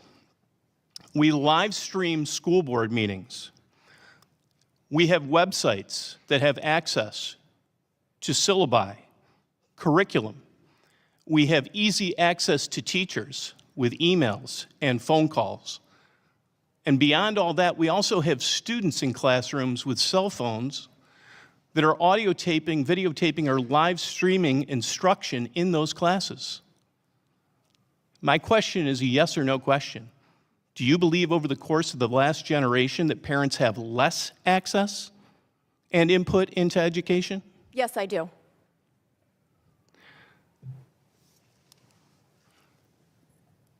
I would argue that my experience and my wife's experience in a classroom and my experience as a parent, your comment is highly subjective and inaccurate. Thousands of parents around this country would love to have access that your district does.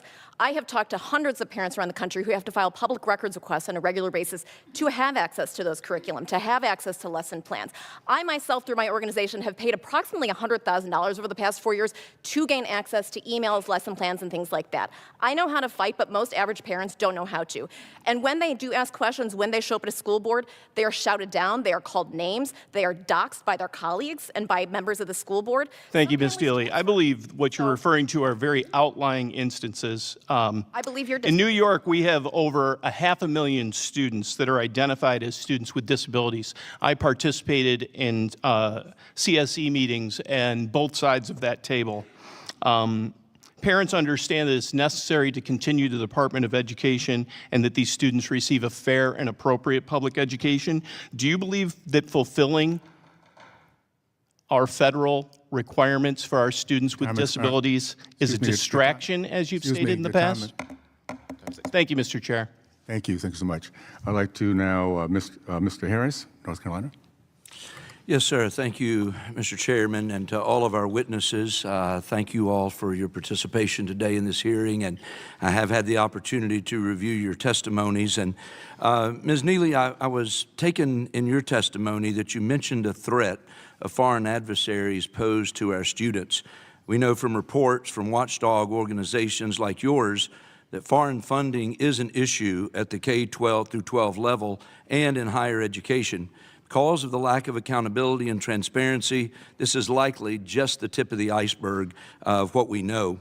For example, this committee worked with a select committee on the CCP and found that nearly 24 universities across the country had specialized joint research partnerships with China involving sensitive military technology. I'm particularly shocked by the lack of caution our schools have when partnering with our greatest foreign adversaries, such as the Chinese Communist Party. In fact, all of this led me to introduce the No Contracts with Foreign Adversaries Act, which would begin to tackle this problem at the collegiate level by requiring institutions to disclose contracts with China, North Korea, Russia, and Iran.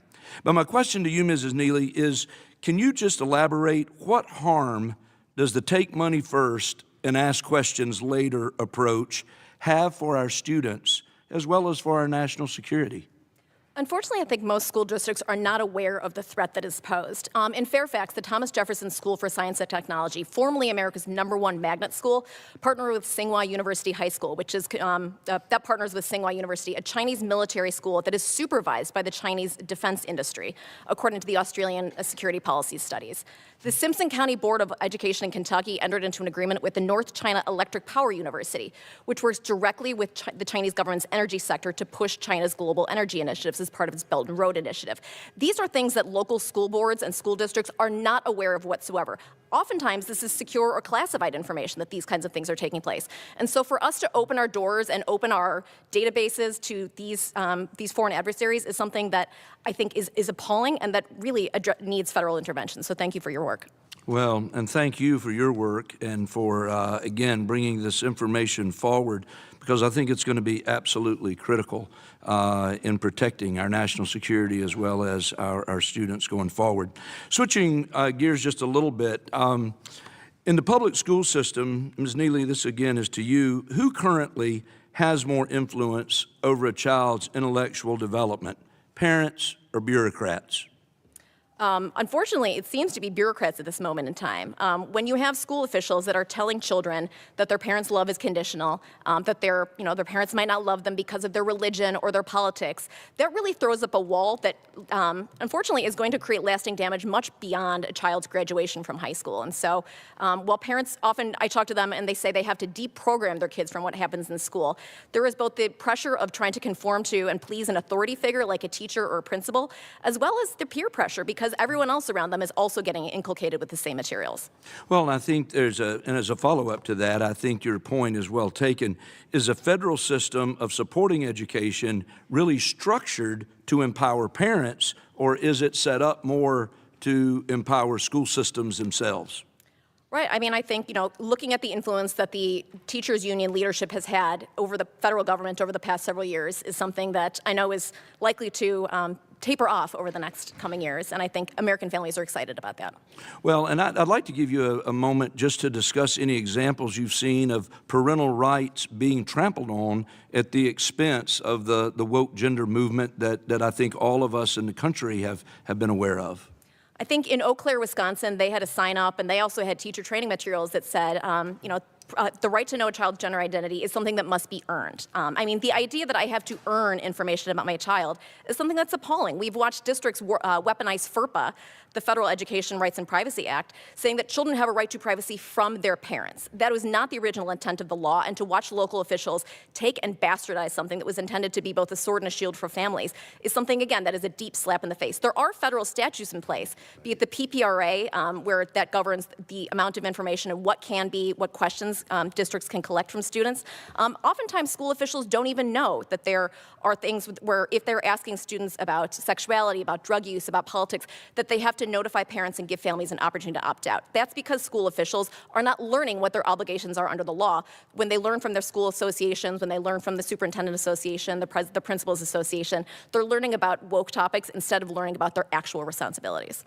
Well, thank you so much. And I would say, I mean, you've been a wealth of information this morning, and to all of you on the panel, we appreciate, again, your service and the information that you've made us aware of today. And, Mr. Chairman, I'll yield back my time. Thank you. And I would like to recognize my friend from Oregon, Ms. Bonamici. Thank you, Mr. Chairman, and thank you to the witnesses. I'm not going to sit in this hearing today and pretend that everything is normal, because it's not. We're barely 2 weeks into the new administration. We've already seen extreme attacks on public education straight out of the Project 2025 playbook. And here's a reminder. Members of Congress swear to support and defend the United States Constitution. And no member of either party should stay silent as the Trump administration and Elon Musk take unconstitutional and illegal actions to withhold appropriated funding or to violate our constitutional separation of powers. I know that Democrats and hopefully some Republicans, because we've seen that over the years, will stand against attempts to weaken or dismantle our system of public education or divert federal dollars from public schools to private educational institutions that are only available to a few and generally not accountable for their students' safety and success. Yesterday, I was proud to introduce House Resolution 94 with more than 60 of my colleagues in defense of public education and in defense of the civil rights protections provided to students under the authority of the U.S. Department of Education, an authority that is granted by Congress. And I have to say, I'm pretty disappointed that the chair of this committee said yesterday that he would support efforts to depower the Department of Education. We are all here to, I would hope, do what's best for the students in this country. Ms. Nelson, you testified that voucher programs and the lack of the kind of public school accountability and transparency that's required of public schools, do they obscure whether taxpayer dollars are effectively spent and whether students receive the support they need? That was in your testimony. You also testified that divestment from public education in favor of privatized education will exacerbate the kind of transparency and accountability that's in the public system. And I also want to note that I represent a lot of rural communities. I represent urban communities as well. And in rural communities, they don't want their public education dollars taken away and say, here, we're taking away your public education dollars. Here's a voucher. There's no place to use it because there's no place even close by to use a voucher. So what are the challenges with holding private schools accountable? Do we know how students are doing in these schools? Yes, and thank you for naming the elephant in the room, the elephant in this country, and that is what is basically a grand larceny of our entire federal government while we stand by and watch folks in this room attempt to pickpocket public education. You talk about transparency and accountability, and I've heard that mentioned by some of the witnesses on this panel. If we're serious about those two concepts, we know that private education does not have the same oversight that public education does. It certainly would not have sufficient oversight if we were to dismantle the Department of Education. Private schools operate under the radar. We don't get to collect the same data and information that we do in public schools. So the idea that we're necessarily giving children a better education in private school is anecdote. It is not clear. Don't mean to interrupt, but I want to get some more questions in. What happens if parents take one of these vouchers and then go to a private school and they discover that, gosh, this isn't what everything they promised? Is there any recourse for them? Well, they can try to return to a public school, but if we were to take this to its full logical conclusion and parents are shopping children around to different private schools, we know that the infrastructure of public schools and the public school system will significantly deteriorate. And I appreciate that, and I wish I had 5 hours to dispel some of the myths that I've heard here today, but I want to ask you about this so-called parents' rights campaign that calls for narrow-minded book bans and revision of curricula. Now, everybody in this committee knows, because it's the law, that the federal government does not dictate curriculum. And a lot of the issues I've heard discussed here today are local issues. So recent efforts, including the so-called Parents' Bill of Rights that actually moved through the House last Congress, have been written in ways that could really harm vital mental health support for students. And behavioral health care, the need for behavioral health care, is something I hear about constantly. In fact, the National Association of School Psychologists indicated that the bill would, quote, undoubtedly exacerbate the youth mental health crisis and undermine efforts to improve school safety. I hope we all care about school safety, and if we really cared about school safety, we'd do something about gun violence. But how would this Republican Parents' Bill of Rights and the dismantling of the Department of Education affect resources and policies that foster a safe and healthy school climate? And how would students, schools, and communities be harmed?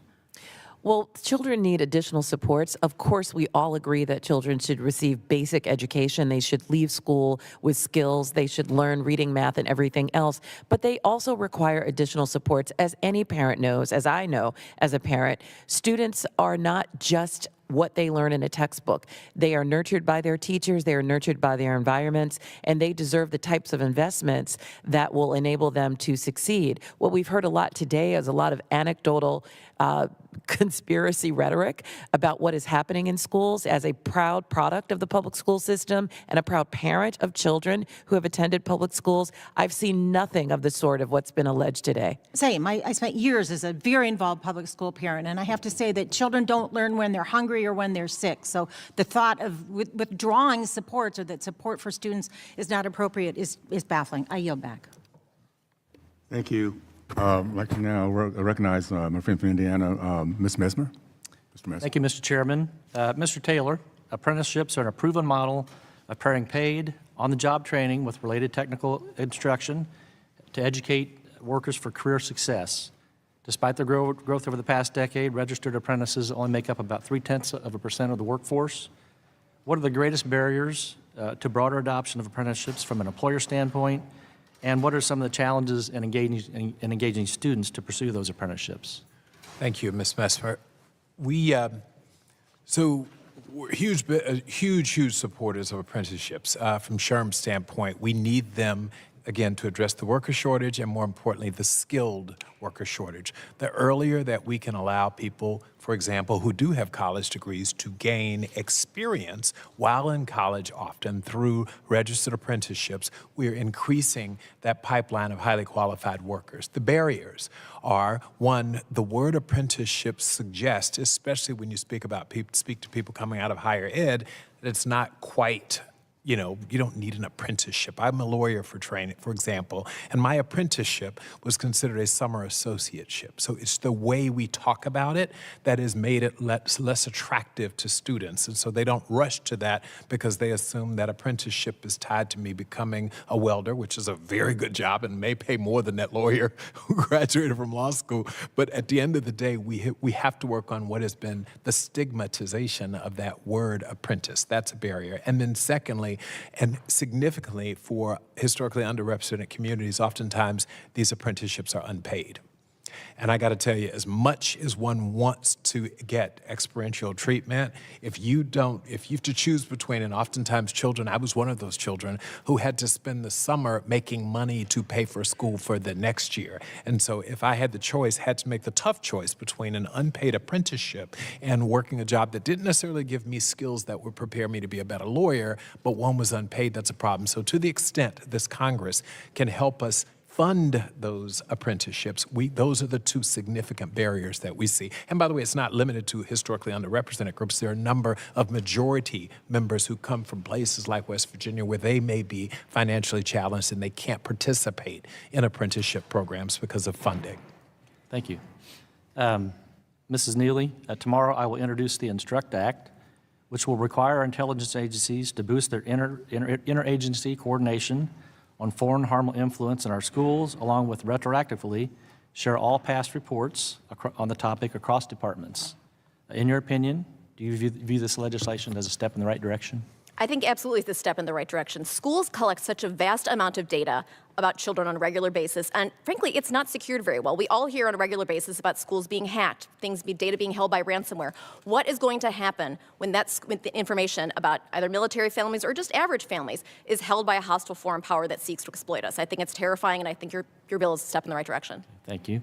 Does accepting money from foreign sources lead to an education system being beholden to the values, influences that don't share American values? Absolutely. We don't know who is writing the books. I think for parents to actually know that information means that they can make an informed decision whether they want their child to enroll in a Mandarin course taught by a Communist Party official or if maybe they want to take a Spanish course instead. Parents deserve the right to make that decision with complete information, which as of this moment in time, they currently do not have. Thank you.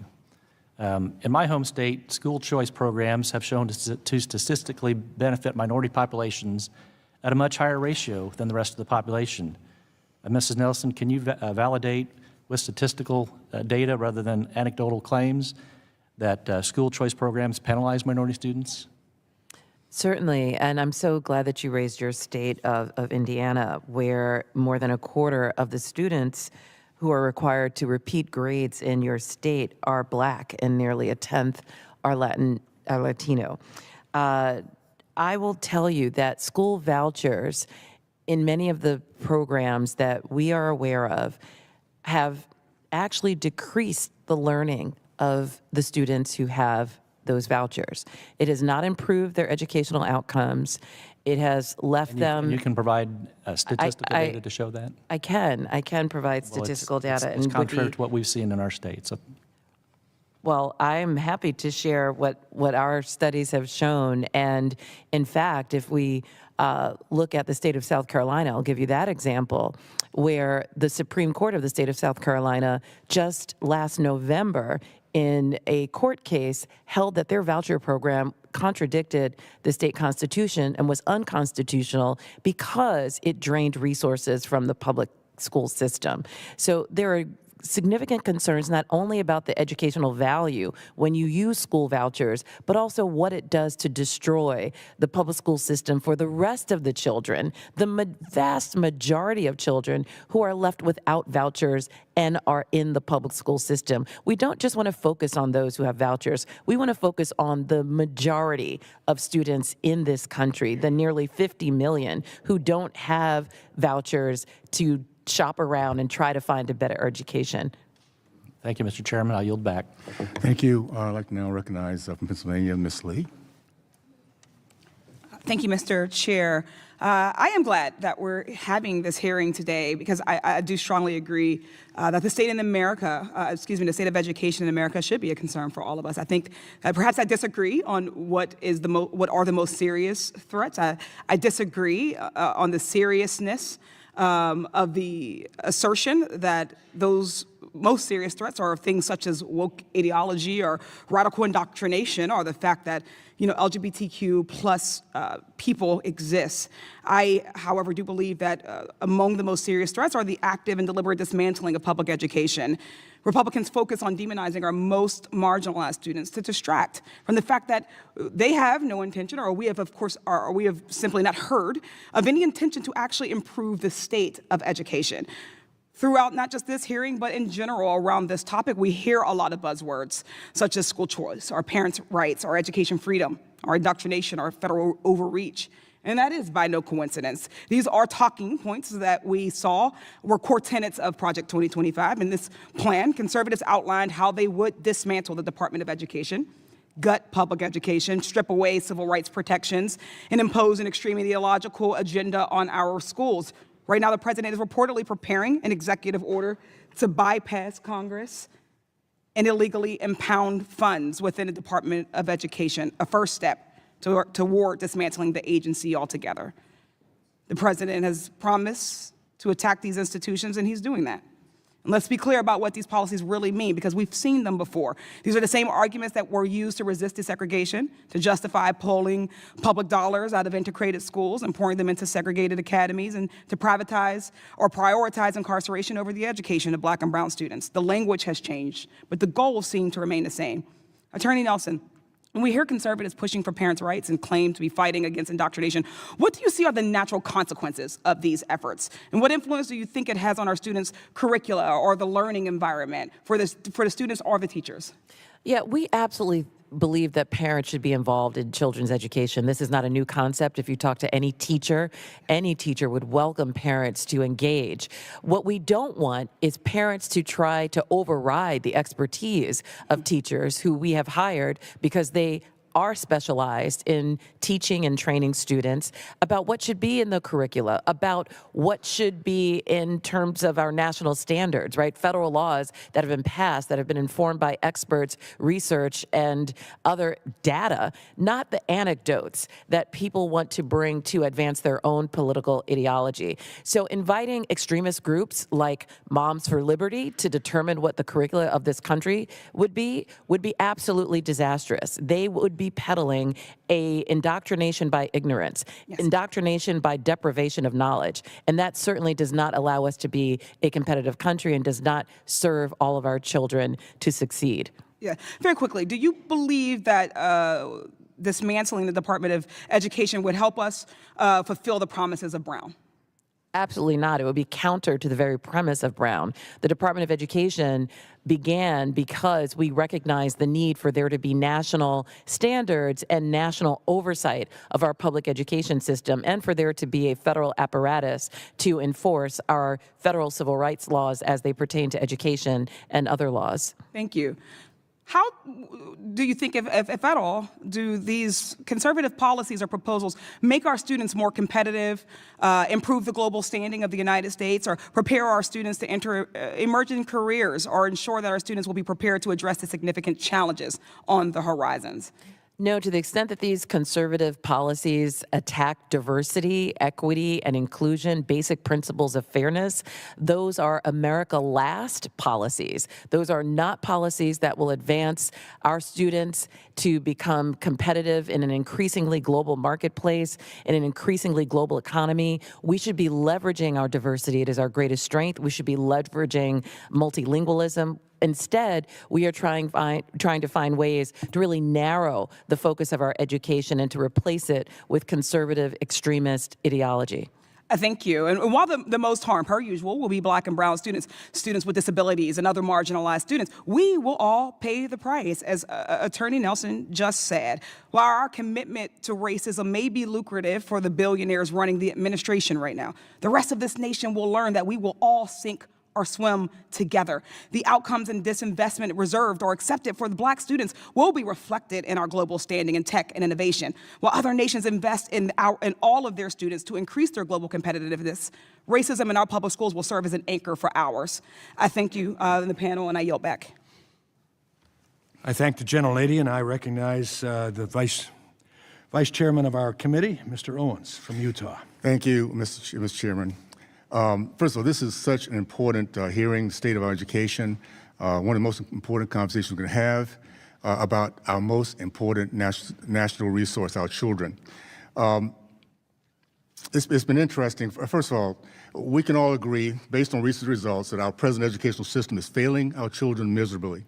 We pay more per child than any other industrialized country except Luxembourg, and yet 60%, this is not anecdotal, 60% of our fourth graders, 70%, this is not anecdotal, of our eighth graders are failing based on the NAEP reading and math proficiency scores. We are paying more per student with a lower return on investment, 70% failure rate, and we can no longer do this. And I'll be honest with you, I would be a little bit more accepting as a stakeholder of the NAACP if they were not silent when 75% of our Black boys were found in 2017 not to be able to read and write in the state of California. We have here in Baltimore zero proficiency in math for many of our students. When you have Black mothers and fathers lining up to get into a choice, a voucher program, because they're living in a zip code, the kids cannot get educated. And we have the audacity to say we're experts at education. The parents are ignorant. And yet we have this remarkably failing system. The answer has been so far, let's put more money into it. You know, I've been hearing this for 40 years. We cannot disturb it. We cannot mess up this system because our kids, we can't take our kids out because our institution will fail. Well, when we have this kind of failure, we need to make sure our kids are focused on in that direction. We need correction through innovation, merit through every piece of the pipeline. And the only way to do that is having these conversations and giving our parents a choice. Ms. Neal, I want to say thank you. It's good to see you again. And I thank you for the support you have for thousands upon thousands of parents across this country that are not really respected in this body here. You are the stakeholders. As a parent, I know what's best for my kid, and I would think everybody in this room would feel the same way. You would do everything you could to get your child out of a failing school system. Well, we need to start looking at other people's children the way we look at ours. Ms. Neal, your testimony, you mentioned the school districts paid DEI consultants millions of dollars. Can you explain to us exactly how those DEI consultants what they were paid for? Sure. In 2021, we released what we called our consultant report card. We identified over 100 consultants with hundreds of contracts in dozens of districts across the country, making money hand over fist, encouraging districts to do things like privilege walks, privilege bingo, things that are not helping children but are actively hurting them. A study by the Network Contagion Research Institute showed that DEI programming, surprise, surprise, leads to more divisions in interpersonal relationships. And so when we see districts spend money on this, it actually might have been better use literally lighting on a fire, because at least then children would be warm instead of hating each other. Dr. Cooper, critics of the market-based and accountability mechanisms such as risk sharing and performance funding often argue that they would punish the open access institutions or deter colleges from enrolling low-income students who have a lower likelihood of success. However, these critics don't seem to fit your testimony as it relates to accountability system proposed under the College Cost Reduction Act. What did you find in your analysis of the bill's accountability system? And do you believe the schools would ultimately reduce the share of low-income and disadvantaged students they enrolled as a result? My analysis of the College Cost Reduction Act found the exact opposite of what the critics allege. We find that open access institutions, community colleges, regional public four-years would actually benefit from the College Cost Reduction Act because the CCRA rewards schools for enrolling low-income students and also serving them well, getting them through, making sure they graduate, making sure that they have good earnings after graduation, and that they're keeping their prices to a reasonable level. Okay, thank you. I have a question, Ms. Till, I'm going to have done in writing and sent to you.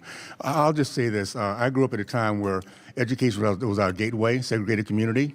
We led our country because parents and teachers understood their responsibility to their kids, led our country to growth middle class, men matriculating from college, men committed to marriage, percentage of entrepreneurs in a segregated black community because education was put in place to help our kids, not this institution. We're going to change that. And for those who don't get it yet, let me suggest you go out and talk to some parents who really are stuck in these areas that they can't get out of. Matter of fact, I'll take it further. How about taking your kids and letting them go into these failing schools and just see how cool it is to have all this other stuff going on, and reading, writing, and understanding math is not a priority. So we're going to make this change. I'm excited about the process and look forward to working with my colleagues across the aisle. Kids should come first. That's our top priorities. Thank you, and I'll yield back, Mr. Chair. I thank the gentleman and recognize the passion that allows you to wear a Super Bowl ring. And who should I bet on that? No, we won't. Now I recognize the gentleman from Texas, a new member of our committee. Glad to have you on it. Welcome, Mr. Kassar. Thank you, Chairman. Today, we've heard from House Republicans on this committee support for Trump and Musk's plan to abolish the Department of Education, to slash critical programs that help students like Title I, Pell Grants, financial aid, and programs that help kids learn, all to pay for a tax break for Trump's billionaire buddies and for friends of Elon Musk. Today, we've heard on committee alarming support from House Republicans for a national voucher scam that would pull money out of our public schools and hand it out in private contracts just to enrich their billionaire donors and their friends.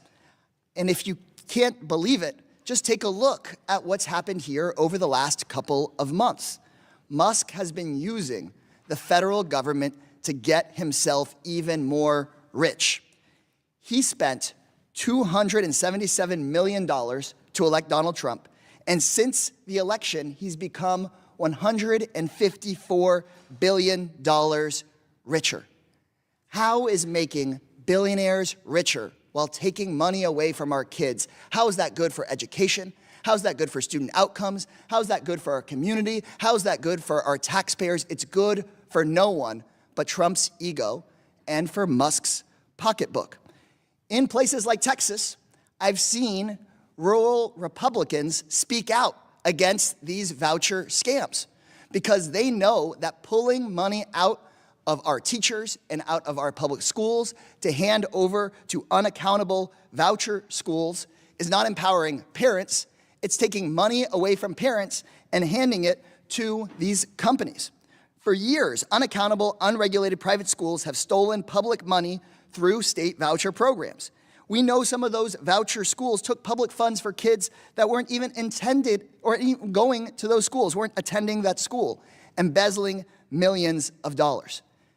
Elon Musk has used this kind of thing to his advantage for years. Remember that he is a government contractor himself who is taking untold amounts of money from a federal government that he's saying he's trying to make more efficient for somebody, but he's really trying to make it more efficient for himself. So what happens to our students that we want to learn when they have Title I funds cut away from about 60% of our public schools because of this House Republican plan to give a billionaire tax break? Who fills that gap? Is that our teachers spending their extra money that they barely have so that they can support our students? Is that local taxpayers that then have to pay to fill the gap, essentially backfilling the billionaire tax break that the Republican majority wants to pass? Are public schools that serve not just poor kids, but working class and middle class kids going to have to close? How does that improve learning for our students? So we must continue to fight, and I'm ready to fight on a bipartisan basis if we can see some bravery from some number of rural Republicans, just like I've seen in the last few years in places like Texas, who are willing to stand up to the grift, who are willing to stand up to the corruption, are willing to actually stand up for our students. We can improve our education system, and we can do it without stripping it for parts and selling it to the highest bidder. Trump, Musk, and their minions want to expand these voucher scams, not because they want to improve reading, not because they want to improve math, but because they want to improve their own wealth. They want to improve their own standing in the stock market. You know, this Doge supposed agency, to me, is not the Department of Government Efficiency. It is the Department of Billionaire Corruption. And so from politically motivated firings this last week to privatizing education, to eliminating whole departments against the Constitution, all so that private contractors can cash in, Trump and Musk are focused on one thing: enriching themselves, no matter what the cost to Americans.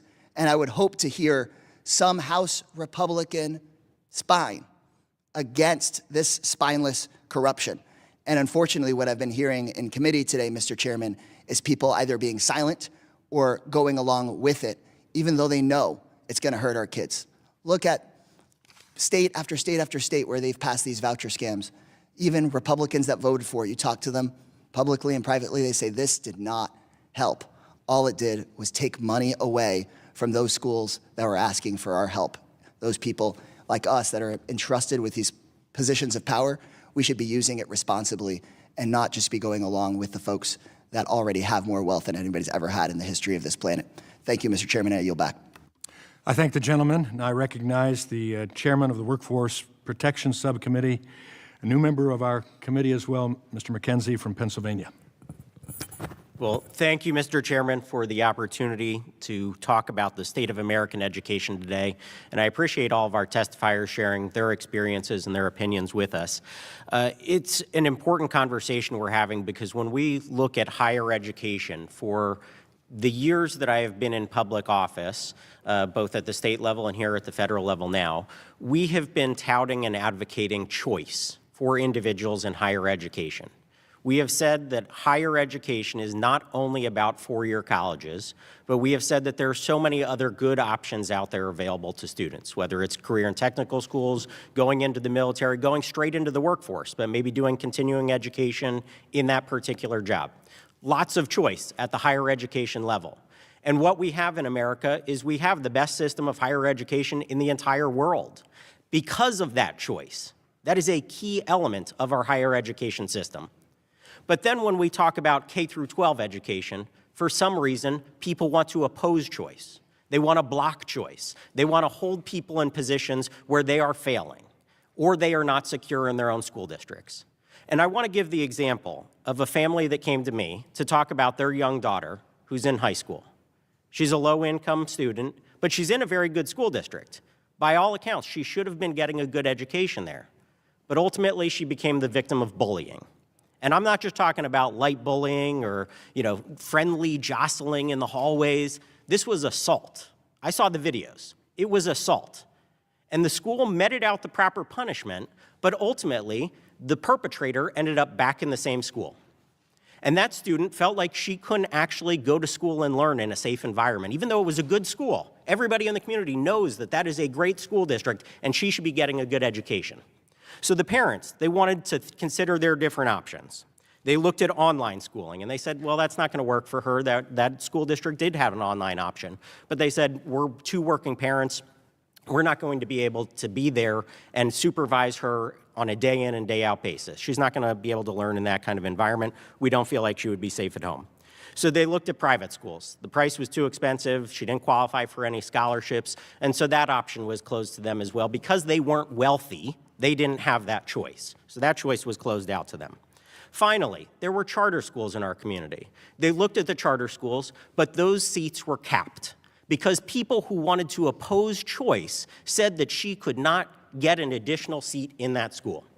And so ultimately, she was stuck in this situation where she was in a great school district where almost all of the other students are learning well, but she, as a victim of bullying, was stuck in an environment where she didn't feel safe, she wasn't ultimately going to school, she wasn't learning, and she was going to be on a path to failing that school year because of opposition to choice. So when people stand up here in opposition to choice, I want to recognize that there are real victims. When you oppose choice, there are people, there are individuals in those classrooms who are the victims of your opposition to choice.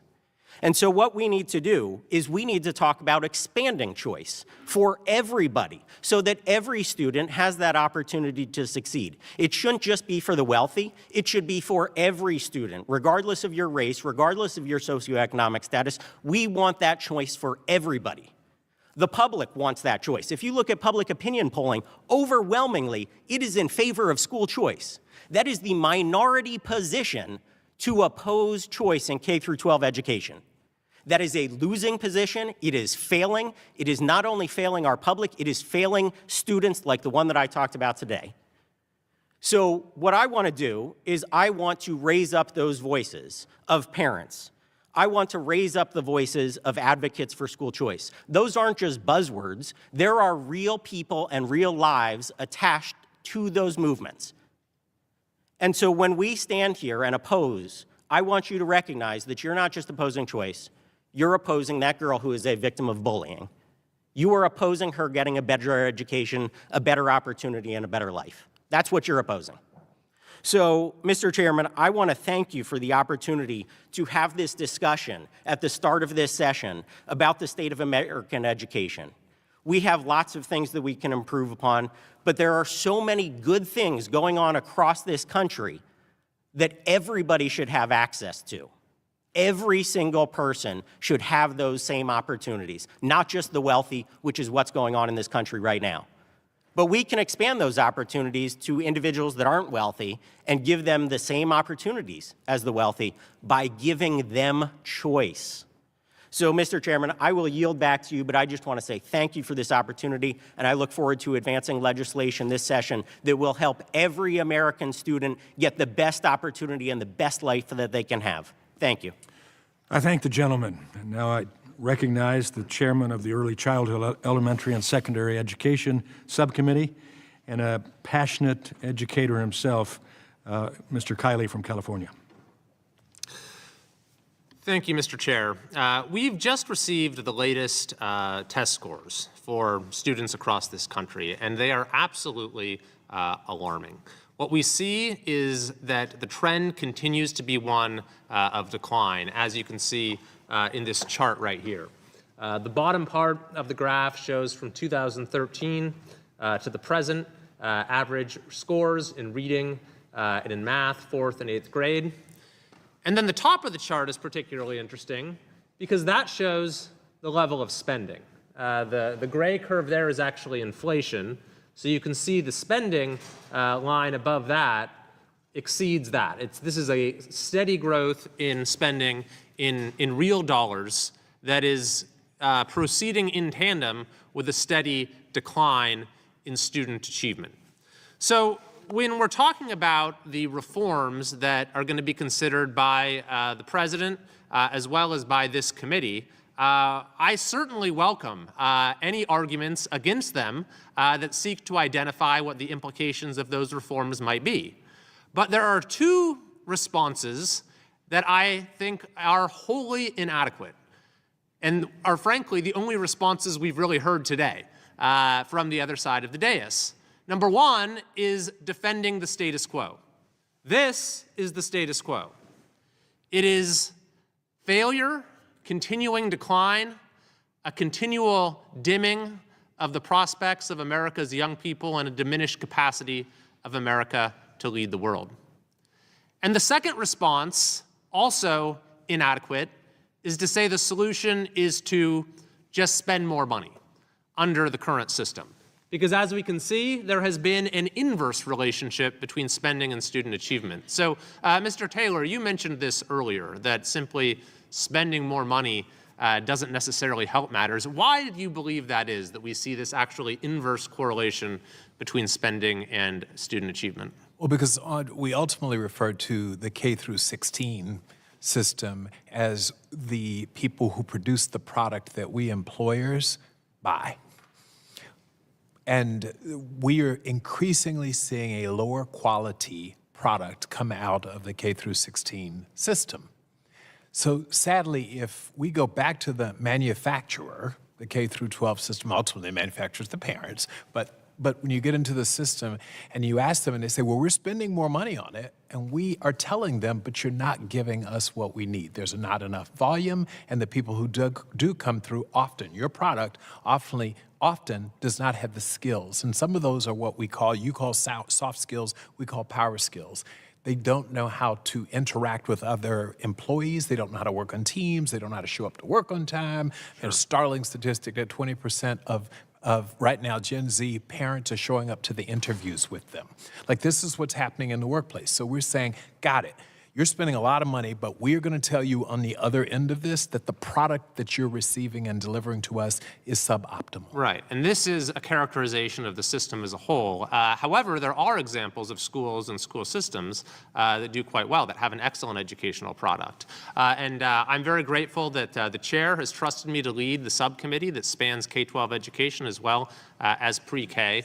And our overarching goal is going to be to look at how can we make it so these examples of really good schools and good school systems become the norm rather than the exception. And I think that there are principles that you can clearly identify with successful school systems. They allow flexibility in terms of how schools are operated. They demand accountability for actual outcomes. And then they provide parents and families with choices. Now, this, of course, is generally a characterization of how charter schools work. And charter schools have been very successful in many states across the country.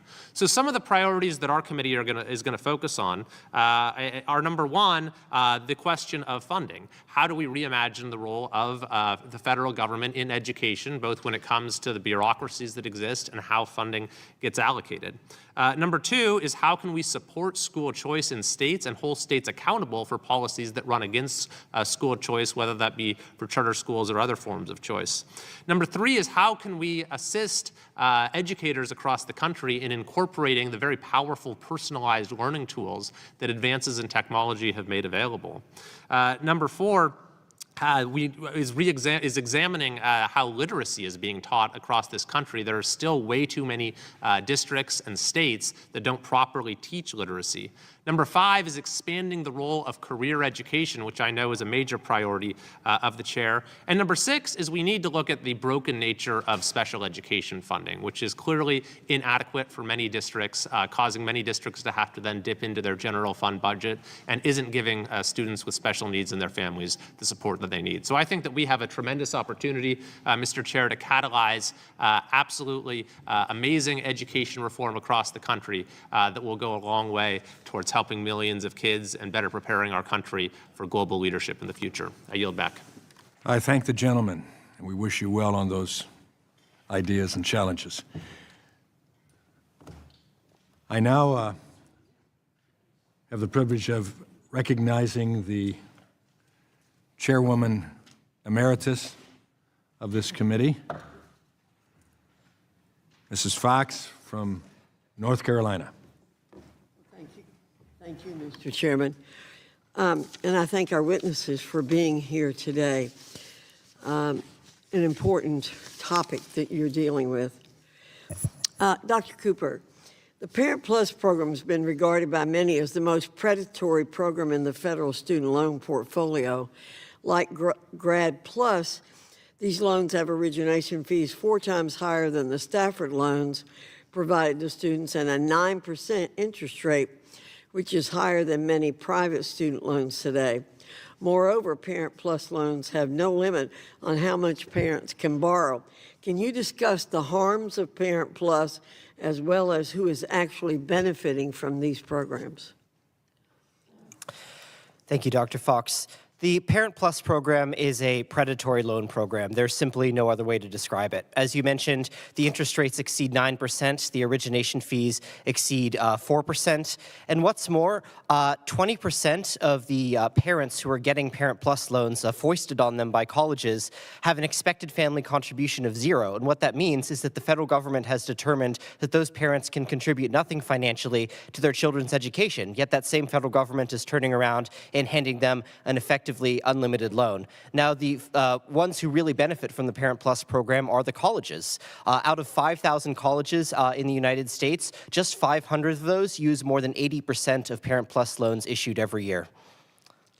Well, let me do a follow-up on it. Last Congress, my colleagues on the other side of the aisle claimed that the reforms included in the College Cost Reduction Act, which sunset the Parent Plus program and reformed undergraduate lending to allow for more flexible borrowing limits, would, quote, cut off access to federal aid for half of students.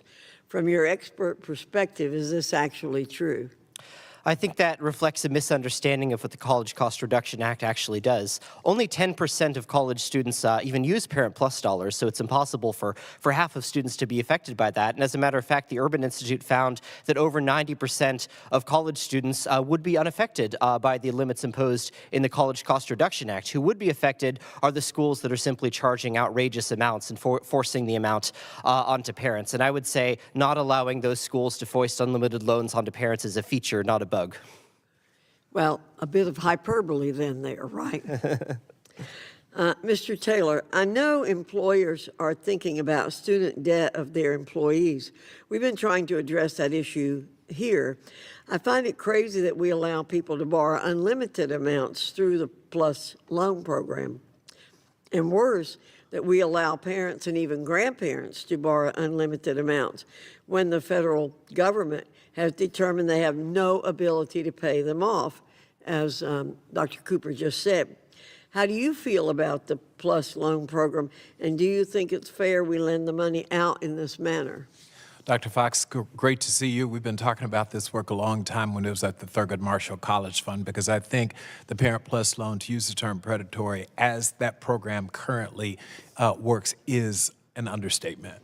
We have seen, I understand access and the importance, particularly in the graduate school, of graduate plus type programs in wanting to help diversify our nation's workforce.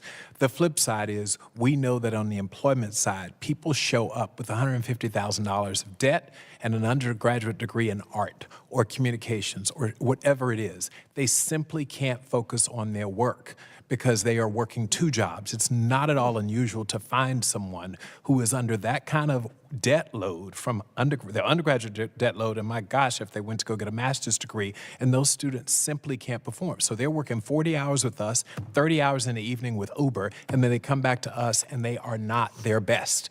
We are therefore not getting the return on our investment. We then fire them, and it's a vicious cycle. So it's not about, on the front end, well-intended, I'm certain, a policy, but in the end, what it has done is made it very difficult for employers to retain high-quality people and to see the productivity and efficiency that we need. Thank you. Ms. Neely, 2 weeks ago, I introduced H.R. 650, the Family Rights and Responsibilities Act. This legislation affirms the fundamental right that parents have to direct the education and upbringing of their children. Before interfering in parental educational choices, this bill requires the federal government to prove a compelling government interest. In your experience, does the Department of Education know a child's needs better than parents do? Absolutely not. Parents know what's going on. They know what their children's needs are, what their children's education style are. And so to the extent where parents are able to determine an education institution or values that comport with what they want as opposed to what a bureaucrat in Washington wants, I think it's so much the better. So thank you. Thank you, Mr. Chairman. I yield back. I thank the gentlelady. Now I recognize the conservative conscience from Wisconsin, Mr. Grothman. Okay, a couple things. First of all, I'm going to look at college because we can kind of cover everything today. At the University of Wisconsin in 1993, there were 26,000 full-time employees, okay? 10 years later, the number of full-time employees went up from 26,000 to 33,000, but the number of faculty fell from about 7,200 to 5,800. So there was a dramatic cut in the number of faculty and a dramatic increase in the number of what I'll call administrative staff, something that wasn't teaching. Can you comment on that to me at all? I believe that's a nationwide trend, and that's why I want to bring it up, because we always talk about cost of education. It seems to me, I mean, I've talked to some people in the universities, they try to give me honest answers, but what's the deal on that? Somebody want to comment on this? America's universities absolutely have a spending problem. U.S. universities and colleges spend more per student than any other large country in the developed world, and the University of Wisconsin is just one example. Okay, well, that's good. Then we'll give you another question. Different countries start educating their students formally at different ages. And in America, they can be 5 years old, can be 6 years old, whatever. But there's no question that some countries, and I'm thinking countries like Finland or Singapore, they start a formal education later and thereby have a higher percentage of the children with their parents. Do you know why we are, or could you comment on this idea, the American idea of at cost, trying to get the children away from their parents earlier and earlier, which I hear a lot of some advocates for, as opposed to doing it in other countries where we have more confidence in the parents? Have some comment on that? Is that an open question? Yeah, well, I just want to comment on that. Why maybe we don't try to, since we're supposed to be a free country here, why don't we emulate countries like Israel?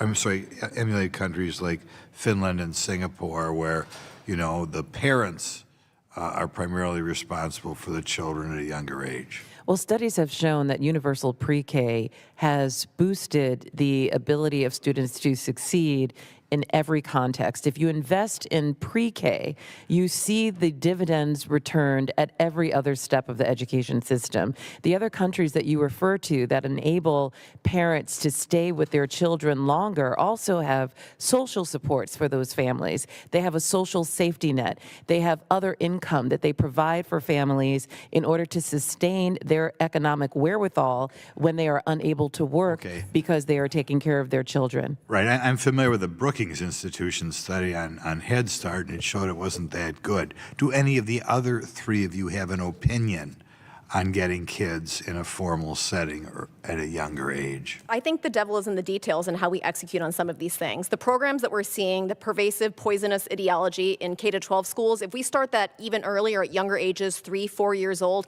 and we start to teach children to identify themselves and others on the basis of race, sex, or other immutable characteristics, I think it really continues to exploit the power dynamic between an adult and a child. And so to the extent where parents want to keep their children home, I think universal pre-K really removes that choice from parents, and that's something that I oppose. What I oppose, though, is that what we know is that we have a problem keeping women in the workforce. They disproportionately are responsible for early child care. So to the extent that is an opportunity for a woman to go back to work who wants to go back to work, and this isn't exclusively women, but disproportionately women, we can do that by allowing them to ensure they have high quality care for their children that is also education. Okay, well, thank you, my conservative witnesses. Next question I have for you. I was talking to some school superintendents recently, and they felt one of the reasons that they were struggling in school to provide a good education is a lot of the children come from difficult family backgrounds. And they felt there was a difference in the children who had a stable two-parent thing. Not that single parents do a fantastic job in many cases, fantastic job. But nevertheless, they felt overall they were able to do a better job with the kids with both parents there. Could you comment on that? Is that we have a decline in America in the number of kids with both mom and dad at home? It seems to hurt the outcomes of the education system. Is that true? Ian Rowe at the American Enterprise Institute has done terrific research on this, on the success sequence of that children obviously do better with two-parent households. And so to the extent where we see programs in school that discourage or that encourage the disruption of I'll give you Western one more nuclear question here. families. The gentleman's time has expired.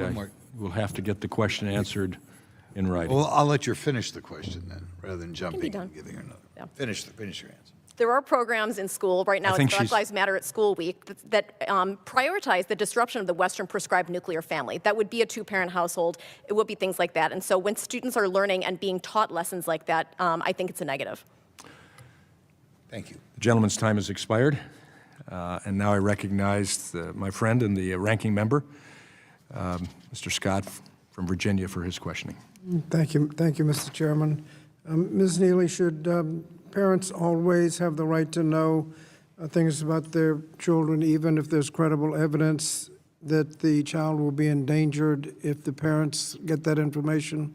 Education officials are mandatory reporters, and so if a school official believes that a child is in danger, they are obligated to report that to Child Protective Services. The CPS process is onerous, but there is due process built into it, and it's not a school official making a unilateral decision about a parent's I said that should the parent always know? A parent should know unless a school has determined that they are harmful, that they're at harm, so if but it's harmful, that they should be don't know. referred to CPS, not made unilaterally. And should the parents and should the parents have veto power over the curriculum? Parents should have the choice to determine an educational setting that works for their child. So if a parent decides that a public school is not providing the values or the quality of the education they want, then they should be allowed to find another alternative. Rich families can already, poor families may not. So should parents in public school have veto power over the curriculum? Parents should have access to their curriculum so they can know if this is a good fit for them or not. That is a problem, and accessing that information has been problematic from coast to coast. So they shouldn't have veto power over I didn't say that. I said they should at least have awareness of what that I is. was asking the question. You didn't say, that's right.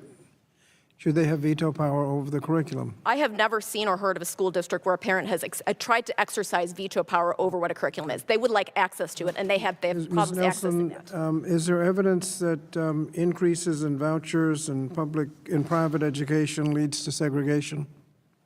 Yes, there is evidence that the increase in voucher use, voucher scams, siphons money from the public education system and leaves some of the children who are most vulnerable without adequate resources. And we know that those children are disproportionately Black, Latino, low income, and people with learning disabilities. And I think you referred to studies that showed that increased diversity in the school leads to increased student achievement?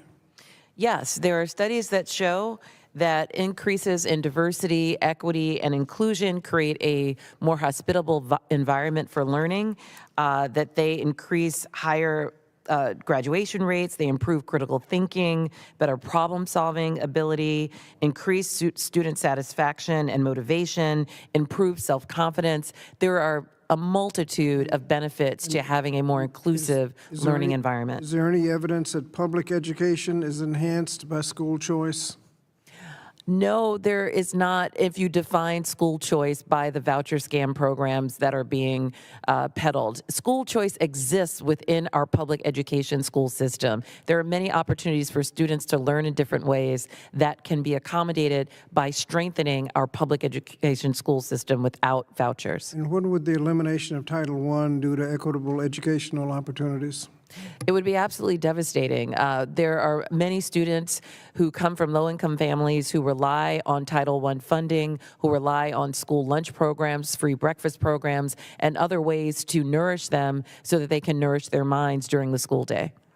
And so what problems do we need to actually address in public education? We need to address real problems, not fictional or anecdotal issues that people are using to alarm parents across the country. What's really plaguing our schools is inequitable funding. There is not an argument that we necessarily need to pour more dollars. We need to take dollars away from things like funding prisons, where we fund prison populations at a rate of 3 times the amount that we fund per capita pupil investments. That's a historically recent phenomenon. Yes, and almost every person who spoke today lauding their education system is spending nearly 3 times the amount on prisoners than they are on actual students. We also know that racial segregation in our schools has actually increased in the past 30 years because of some of the reasons I mentioned earlier in my testimony. Let me ask Mr. Taylor a question. Is there inherent value that cannot be instantaneously monetized in a liberal arts education? Absolutely, yes. And how do you improve access to that opportunity? Or should we just leave that opportunity to those that can afford it? No, absolutely not. In fact, what we have found, especially at some of our more premium and premier employers, many of the high-end professional search firms, law firms, et cetera, is that we find people with degrees in anthropology, liberal arts, music, art, are incredibly critical thinkers. They learn to work with others, and they're very innovative and creative. So we see lots of advantage to the traditional undergraduate education, liberal education. Thank you, Mr. Chairman. I thank the gentleman, and now I would like to recognize the ranking member for his closing remarks. Thank you, Mr. Chairman. I think we've heard a lot about school choice. It's really a false choice. It just leads to separate and unequal schools. I thought we'd gotten away from that about 60, 70 years ago. We need to focus on improving education for the vast majority of the students who will be attending public schools. We need to also make sure that higher education, that people who have access to higher education, I think everybody can agree that it's not affordable right now. When people calculate, as Mr. Cooper, I think, suggested that people are calculating that's not worth it. Well, that's the solution to that would be not tell people not to go. The solution to that would be make it more affordable so that everybody can have that opportunity. And as Mr. Taylor mentioned, whether it's technically aligned with a particular job or not, because the liberal arts degree has inherent value. Now, there are job training programs. We've got programs in WIOA. We need to continue working on that, and I think we're on the right track on that. But access to higher education is going to be a challenge, and we just can't allow the present situation. 30, 40 years ago, if any college, virtually any college you wanted to go to, you could afford to go to. Pell Grant covered 80% of the cost of going to a state college. And with a summer job and 15 hours a week during the school year, you could work your way through college, come out with no debt. Now, as it's been suggested, you work 40 hours a week and still can't come out of college without crushing debt. So we have challenges in higher education, but the numbers and results of where we are in public K through 12 obviously suggests that we need to make significant improvements, but dismantling the public education system is not the right course. So I thank you for holding the hearing, and I yield back. I thank the gentleman, and I thank the witnesses for what you've added to our hearing today, because it wouldn't be a hearing without witnesses, but credible witnesses who can speak from differing viewpoints, and I think that's the same with this committee here. I think I could safely assume that this committee, we agree on the basics of education and workforce. We have to have an educated workforce, and that comes from good educational institutions that are achieving, that are making it. I would think that the majority, I know for myself, I don't oppose public education. I don't want to decimate public education. My first 13 years of education was in public education. And a mother who was a public school teacher, and several aunts, and a daughter-in-law, and all in public education. But I think we also ought to be able to agree that we have problems. And those problems are opportunities. And at this point in time, I think we can agree that we're not achieving the excellence that we want to achieve. Can I safely say that? IDA funding isn't funded completely. We know that. The Department of Education is responsible for that. NAEP scores are going down. Anti-Semitism and anti-Americanism has put up its ugly head on our higher education institutions, some very elite higher education institutions as well. You know, after spending $1 trillion since the inception of the Department of Education, we're still failing. And so we have the opportunity to at least work towards solutions, and that will cause creative tension and some heat and some disagreement.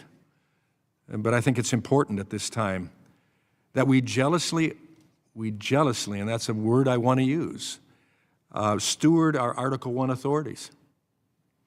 But that also includes not fearing outside influences up to and including the President of the United States and whoever he has as advisors and assistants to find out what he would conclude is what we need.